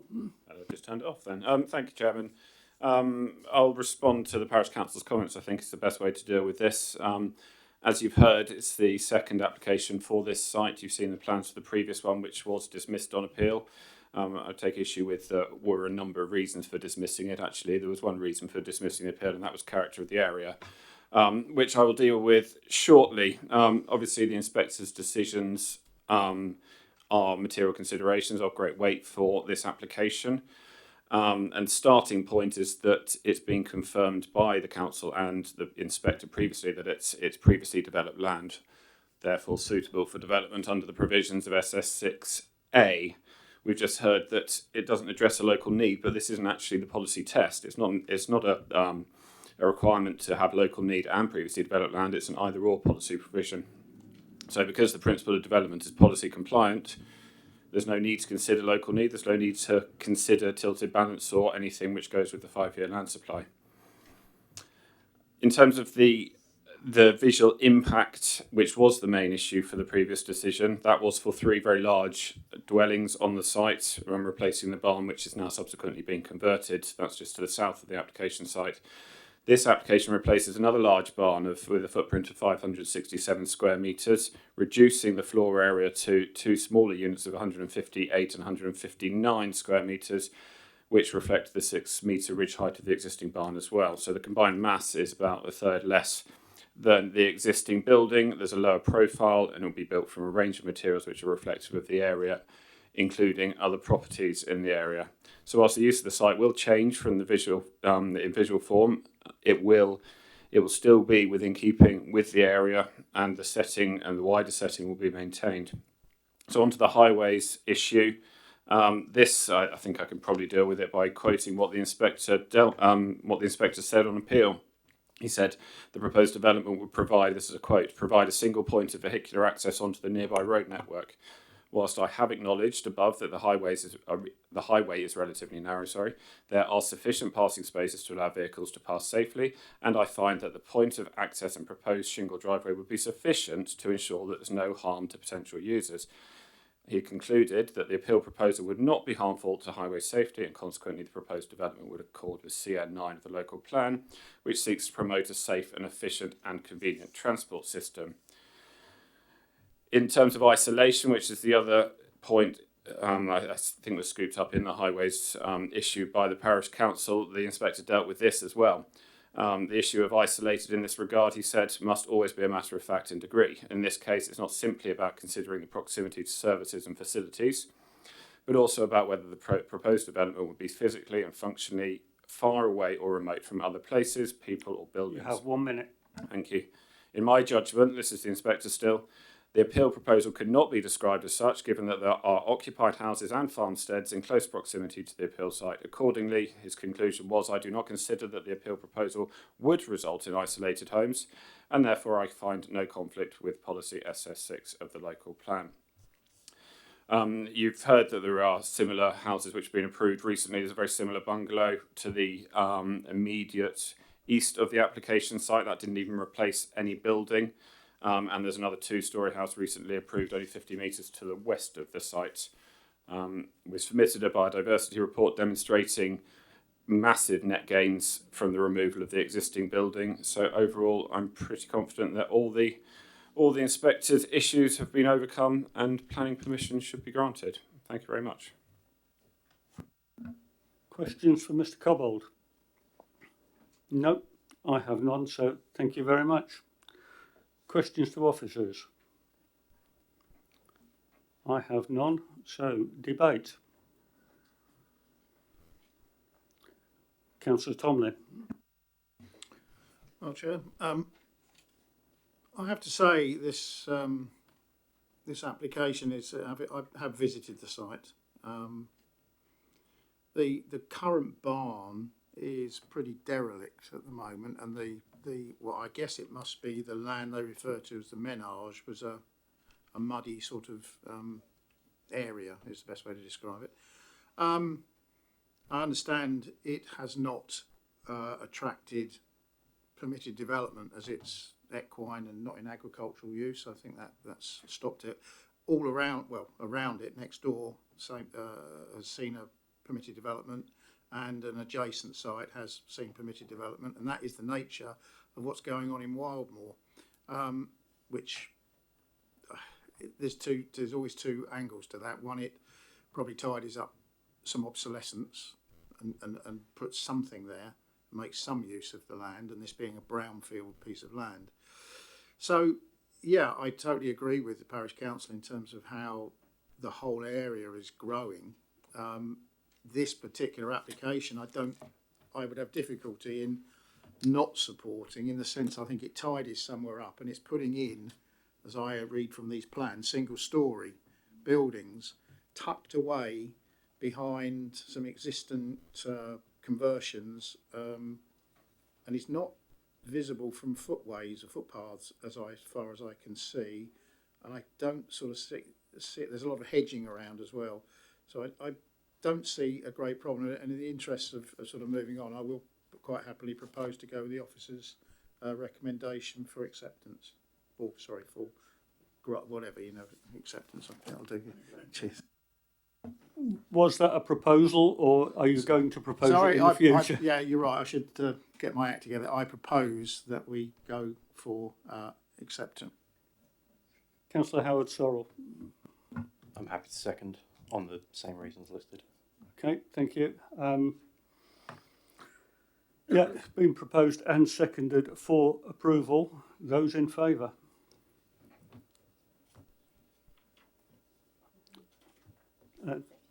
Except me. And those against is me.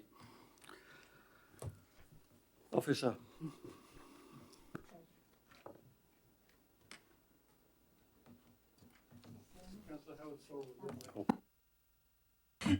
Thank you, Chair. That application is duly recommended for permission, subject to the conditions and recommendations listed at the end of the report.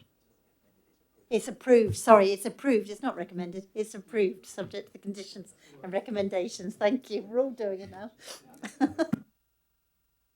Thank you, everybody. And if we can move on to item 7. Was that 6? No. Item 6, land off Galley Lane Farm Road, Galley Lane Farm off Common Road. And if we got Mr. Cobbold here already, and do we have a Paul Wood already here? Mr. Cobbold, if you can take the seat again, please. Oh, are you both? Yeah, both of you in this case. And just wait there whilst Lucy introduces it. Thank you. This is an application at land at Galley Lane Farm, Galley Lane, Headley, and the proposal is for the erection of a detached chalet bungalow with a new vehicular access. There is no update and nothing further to add. Thank you. There we go. Mr. Cobbold and Mr. Wood, you have 4 minutes between you. How you use that is entirely up to you. I'll warn you when you've got a minute left. Thank you very much. Me again, but at least my monotony of my voice will be broken up this time. So proposal here for a single house, which is obviously outside of a defined settlement, but as you can see from that plan in front of you, it's very much in a cluster of existing houses. It's justified, as you've heard before many a time, by the absence of the 5-year land supply, and obviously an approach that's well established in the borough as you continue to try and deliver housing. The majority of the objections noted in the report, they stem from the principle of whether it's acceptable to put a dwelling on the site. Obviously and understandably, as laymen, these will refer to the development plan, but fail to consider the material considerations of weight, which are here to justify the development. In terms of this specific proposal, you've got a well-written report which sets out how it's justified, how to approve it. It's a site which sits on the edge of the current area. There's a cluster of about 40 houses running either side of Common Road, and the prevailing character is linear development on either side. So far from being isolated, this part of Headley very much feels like part of a settlement, and it's been established recently that it's capable of accommodating more houses in a sustainable manner. There's a nearby consent over the road at Glen Shearer, where the officers concluded that the application site is located within the built-up area of the settlement of Headley, and then that the application site is considered not to be isolated and would contribute to the enhancement or maintenance of a viable rural community. So those conclusions are very much the case here. In terms of landscape, you've got a landscape objection from the landscape officer who never visited the site. I feel, as this good photo in front of you, it's very much surplus land which has no real agricultural or equestrian use. It serves no real function, and it's physically separated from the rest of the parcel of land it's located in. The case officer acknowledges obviously there will be some landscape impact for all new greenfield development, but I think in terms of greenfield sites this is a good one, and I think planning permission should be granted because the landscape impact is relatively limited. Thank you. I'll pass on to Mr. Wood. Thank you. I thought it might be useful to give some context to the application. So what I'm hoping we can do is build a house that my in-laws can move into. You know, they're now at retirement age. They're looking to move for the first time in 40 years. They've been looking for about 3 years and can't find anything suitable in the village or local area. What we're trying to do is get something where they can have their independence now, but they're close enough to be on hand when the time comes that they need help. What we're applying for is no bigger than we needed. It's quite a modest-sized bungalow. Most of the living accommodations on the ground floor, with a couple of rooms upstairs for when grandchildren come to visit. I think it's clear this is not a property developer's big 4-bedroom generic detached house with a garage dumped in a country setting. You have 45 seconds left. I think it's sympathetic to the area. It's in, as you see from the photos, a very discreet, well-sheltered spot on the plot. You know, we've thought about the potential impact on neighbours. As you can see from here, there would be virtually none of the property visible from any aspect or any vista. I think what we're doing just would really help us with a current family challenge. You know, we've been in the area for almost a decade, and this would really help us not to have to uproot and move for family reasons. I'm pleased that the planning officer wants to sort of suggest approval, and I'd hope the council would agree. Thank you. Questions for the speakers? No. Thank you very much, gentlemen. Questions to officers? No. Debate? Or okay. Councillor Mellor, Councillor Frost, followed by Councillor Mellor. Thank you, Chair. It's really difficult to actually think of reasons to actually refuse this one. Sadly, I understand the parish council's objections, okay, and I note them, but the only thing I could think of here would be any loss of privacy to the houses opposite, which are the glebe and I forget the name of the other one. But obviously you've got the road in between, okay, so, and the house is set back in the plot. So I'm struggling to kind of understand how there can actually be any loss of visibility. So I would like to hear everybody else's debate, okay, but if there isn't any debate, then I would happily sort of put forward a motion to support this, and reluctantly, go with the officer and officer's approval. Councillor Mellor. Thank you, Chair. I know this area very. I'm not the borough councillor in that area. I know this area very, very well, and to be quite frank, the house that's proposed falls in line with everything around it. There are no problems on the road, on Common Road or anything like that. I struggled actually reading through the paper, which was excellent. I struggled to find out why it's in front of who's called it in as such. There's no, sorry? Number of objections. Yeah, there's very few, but in all honesty, I find it very difficult to refuse this one. Thank you. I see no other hands up. Councillor Frost, you said you would recommend it. I'd like to say we need to get away from this. I would recommend it. Either recommend it or don't, please. We need absolute clarity on this. Go ahead. Thank you very much. I was hoping to give other people a chance to actually debate, but in the absence of any debate, I will be very happy to move the recommendation. Councillor Howard Sorrell. I would consider seconding it. I take that as a very facetious you are seconding it. Been moved and seconded for approval. Those in favour?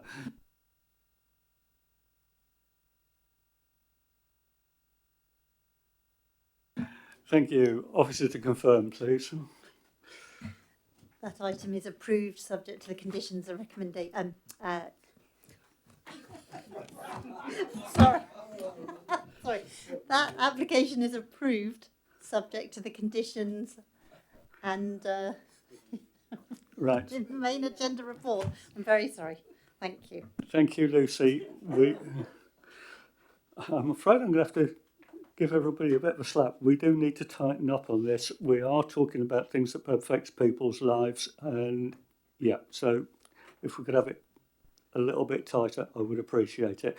Anyway, item number 7 is Glencross, Mount Road, Highclere. We have, if we could, yeah, do we have John Boston, Rosie Brace, and Joe Morton? Sorry? The objector hasn't turned up. Okay. In which case, we'd support. We have Rosie Brace and Joe Morton. If you could come to the speaker's table and wait there whilst the officer introduces it. Thank you, Chairman. This is an application for a side extension to the existing dwelling at Glencross. There's a short update, which is to draw members' attention to the viewing panel that was held at the site. Thank you, Chairman. No further update. Thank you. Speakers, you have 4 minutes. I will warn how you, it's between you. How you divide that up is entirely up to you. I'll warn you when you've got 1 minute left. Thank you. Good evening, I'm Jo Morton, and my husband, 10-month-old baby son, and I bought this empty semi-derelict property hoping to turn it into our family home. We absolutely love Highclere Village and are desperate to move there and make this our home. So we've employed Rosie, a planning officer, to help us with the process. So I'll hand over to Rosie. Good evening, members. My name is Rosie Brace from ET Planning. I'm a chartered planner speaking on behalf of the applicant. This application relates to Glencross, which is located within a substantial plot. Glencross is the original building, which has had a number of uses over the years, including a brickworks and a cattery, and extended significantly beyond its current footprint. Glencross has always had a large and elevated western extension. The previous application, approved in February 2019, also had a substantial and elevated extension on the west side. This current proposal largely builds on both the original and the approved built form. It's important for members of the Planning Committee to note that whilst the west flank of Glencross is currently open between the gable wall and Orchard Cottage next door, this space has always been occupied by significant and elevated buildings. These had a continuous ridge height only 1.5 metres lower than the proposed apex, and the building extended well beyond the boundary with Orchard Cottage, with clear windows facing Old Kiln Cottage. In terms of the previously approved 2019 plan submitted by the then developer, there's also a significant elevated garage structure coming almost as close to Orchard Cottage as this application. Again, the ridge was only 1.6 metres below the proposed apex. Throughout the course of the application's consideration, the applicant has worked with the planning officer to identify matters of concern raised both by the council and by interested third parties. Revised plans were submitted during the application to reduce the height of the extension, setting it down and back from the originally proposed scheme. This was done at the request of the planning officer and to respond to concerns from neighbours over the proposed development. As you have seen within the planning officer's report, the proposed development is now deemed to be appropriate in size, siting and design, and would not dominate or detract from the character and appearance of the surrounding area. It also conserves the special qualities of the area of outstanding natural beauty landscape that it sits within. The proposal will also not result in any harm to the locally listed property Mount View and will preserve the character and appearance of the non-designated heritage asset. The planning officer has clearly explained within their report that the proposal would not have a detrimental impact on neighbouring amenity with respect to loss of light, overshadowing or overlooking that would warrant refusal. Although the extension does bring the built form closer to Orchard Cottage on the west, it's important to note that the occupiers of Orchard Cottage have not objected to the proposals. Concerns also been raised from third parties in regards to the residential amenity of Old Kiln Cottage located opposite the site. The new windows proposed within the extension will have similar views as per the existing arrangement, and so it has been confirmed by the planning officer within the report that this would not give rise to demonstrable harm to the neighbouring amenity. In any case, the reduction in scale of the proposals have decreased the bulk of the extension, ensuring that it's appropriate within the street scene and reflects the surrounding development. It's clear that the proposal presents an opportunity to bring the existing empty dwelling up to a standard for modern family living without an adverse impact on the host dwelling, character of the area, neighbouring properties or any other material planning considerations. As Jo alluded to earlier, the proposals will allow her family to live in Highclere and provide the opportunity to improve this dwelling to a high standard of accommodation that's befitting to its location whilst allowing the dwelling to be used more efficiently. The approved plan from 2019 had an overall floor area of 272 square metres. The current application is 259 square metres, so is smaller. The developer's application, which was approved, was not well thought through and significantly reduced the size of the rear garden while making poor use of fenestration and internal space. In summary, the proposed extension to Glencross allows the dwelling to be modernised and more efficiently used as a family dwelling without any impact on the surrounding area. The proposal fully complies with local and national planning policy and as such has been recommended for approval. My clients and myself would like to thank you all for listening. The case officer has made a positive recommendation. We hope that members will support this. Thank you. Thank you. Questions to the speakers? No? Thank you very much. If you can just have a quick wipe down before you leave. Questions to officers? No? Debate? Councillor Harvey. Thank you, Chair. Having seen the property on the viewing and having looked at the plans and the report, I've got absolutely no issue with it, and I would move the recommendation as per the officer's report. Thank you, Councillor Harvey. And as soon as I was there at the viewing, I'm more than happy to second it. Councillor Frost. I was only going to second it, Chair. Okay. But you beat me to it. Thank you. Okay. Been moved and seconded for approval. Those in favour? Thank you. That was unanimous. Officer, to confirm. Thank you, Chairman. Just to confirm that that application is approved in accordance with the main agenda. Thank you.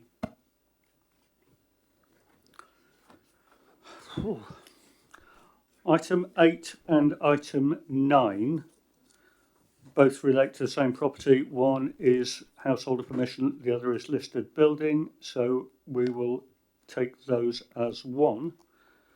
And if we wait for Mr. Neil Pilling or Piling? Pilling. Thank you. If you sit in the hot seat, Mr. Pilling, whilst the officer introduces it. Thank you, Chairman. These are the householder and list building consent applications for the erection of a porch and associated alterations. There is no update on this one. Thank you. Mr. Pilling, there's two applications here, so technically you have 4 minutes on each of them. I'm hoping you won't need 4 minutes on each of them, but you do technically have 8 minutes, and then when you finish, we'll go to questions. Thank you. Okay, thank you. My house in Laverstoke is was originally 3 houses. They've been knocked into 2 over the years, and you can see there's alterations been all over the place. You know, there's doors being blocked up and windows, and at present to enter the house we have to either walk down one side of the house or the other side of the house. To walk to the back of the house is very difficult because there's a step down, there's a narrow gap, and down the other side there's quite a long path which gets covered with moss. My 91-year-old mother lives with me, and she's already fallen into the garden once, and fortunately someone else was there. But I'm petrified one day, because she's a very independent Yorkshire woman, she's going to walk out and fall somewhere, either in the garden, it might be on the lane, I don't know. I want to make it as easy for her as possible. So that's a bit of background. So my submission is for reinstatement of the front door, which is onto Laverstoke Lane. And you can see where the door used to be. There's a tile crease in the wall, a cement tile crease line, where the roof, there it is, where the roof on the right-hand side used to come down. So where that little window is, that used to be a door. So you can see, we've seen on the inside of the wall, inside of the house when the plaster's come off a bit, that the door frame was there. And the wall in front of there's a straight joint as well, where I guess there would have been a gated entrance into what was the front door. And so my submission is basically to build a small porch with the canopy coming down, following the roof line, coming down over, following that tile crease, and then having a path coming from that porch and reopening the wall in front, which is in keeping with other properties along the lane. There are several other properties which have the front doors, a gap in the wall, directly into the front door. I'm going to use in-keeping materials. I mean, I love my house. The reason I bought the Grade 2 listed property is I love the property. I see myself as a custodian. I'm going to do the best for the house. So I'm not looking at anything modern or shabby or not in keeping. It will be in keeping, 100% sure of that. And I'm going to employ a builder who only works on older houses, Grade 2 list houses, and I'm going to check his work out when I can find one. The last builder I had is no longer available, so I'll go and find another. My motivation for reinstating the front door are, one, to have more easy access onto the lane in general, to straighten the house up a bit because it looks a bit odd without a front door, frankly, but also to provide access for my mother so I can get her straight out onto the lane, get her into the car. She also goes across to the Kingfisher Centre opposite, so it'd make it easier for her to get out of the house, get to the Kingfisher and get back by herself with less risk of falling down the path. Also, it's less of an issue, but actually Amazon might actually be able to find my front door. You know, at the moment, I get parcels delivered all over Laverstoke Lane. That's the least of my worries, but, you know, it's a small benefit. There was an objection, and the objection was about reinstating the gap in the wall. My contention is if I did that, then I think it would look out of balance. I think it would be difficult for my mother, and my only other option then would be to run a path down the right-hand side of the house onto the drive, which would mean covering half of my garden up, and I'd probably have to put a rail in there for my mother to walk along it. It'd be expensive and unsightly. Inclusion, I believe the plan that I've submitted is in keeping and benefits and is complementary to the house, my home that I live, and it's in keeping with other properties nearby. And yeah, that's me done. Thank you. Thank you. Questions for Mr. Pilling? If you could turn your microphone off, that would be. Councillor Frost. Thank you, Chair. Mr. Pilling, I'm sorry, I may have missed it, but can we just have the photograph of the small window, please? Yeah, that's the one. I'm assuming that's going to be the new door, and underneath that window, okay, I can see the tile at the top, but I can't see a straight line. Can you just assure me that there is a straight line? Yeah, it's a bit late. In that wall there isn't. It's been re-toothed in, but some of the plaster came off the inside, and you could see where there was a straight line. It'd been badly toothed in, but that's been plastered over. And at that time, I wasn't thinking about opening the door. But actually, it's quite clear it was there. There's also a tile crease. There's a crease. You can see like a cement line where the roof line used to come down over there. Then the wall in front of that, there's a small wall. You can see also two straight lines where the wall's been filled back in with flint and mortar. And on the other side, you can see where it's been toothed in. Additionally, in the past, I was digging in the garden there because I'm a keen gardener, and I ended up digging up part of what would have been the old path. So there's quite a lot of concrete in there, and I dug it all out. I wish I'd taken photographs now, but I do assure you it was there.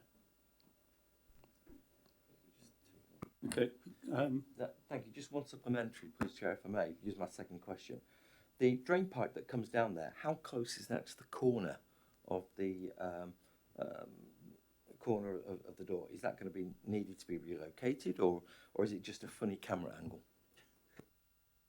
Yeah, that fall pipe will be relocated. So the porch will be formed off the existing roof. So the roof will run down over the porch, and then it'll have guttering on the other side, and then the drainage will go back down off that pitch. Thank you, Chair. Thank you.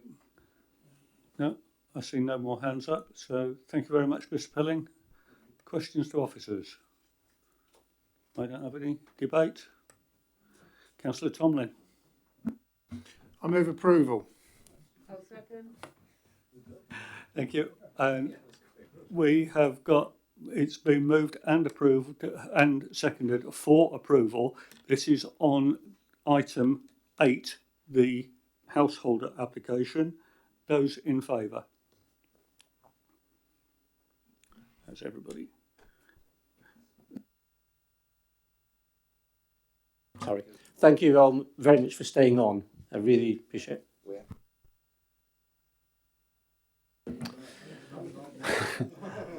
Thank you, Chairman. Just to confirm that for item 8 and 9 are both approved in accordance with the... Oh, just 8, sorry, in accordance with the agenda. Thank you, Chair. Okay, item 8 has been approved. Item 9, Councillor Howard Sorrell. Can I also move that one for approval? Thank you. Do we have a seconder? Councillor Harvey, seconded. Those in favour? Thank you. Greg. Thank you, Chairman. Now I can confirm that item 9 is approved. Thank you very much, everybody, and thank you, officers. And yeah, that's been the most difficult one we've done this year, I think. Thank you, and we will see you all in a couple of weeks for an even more difficult one. Thank you, and good night.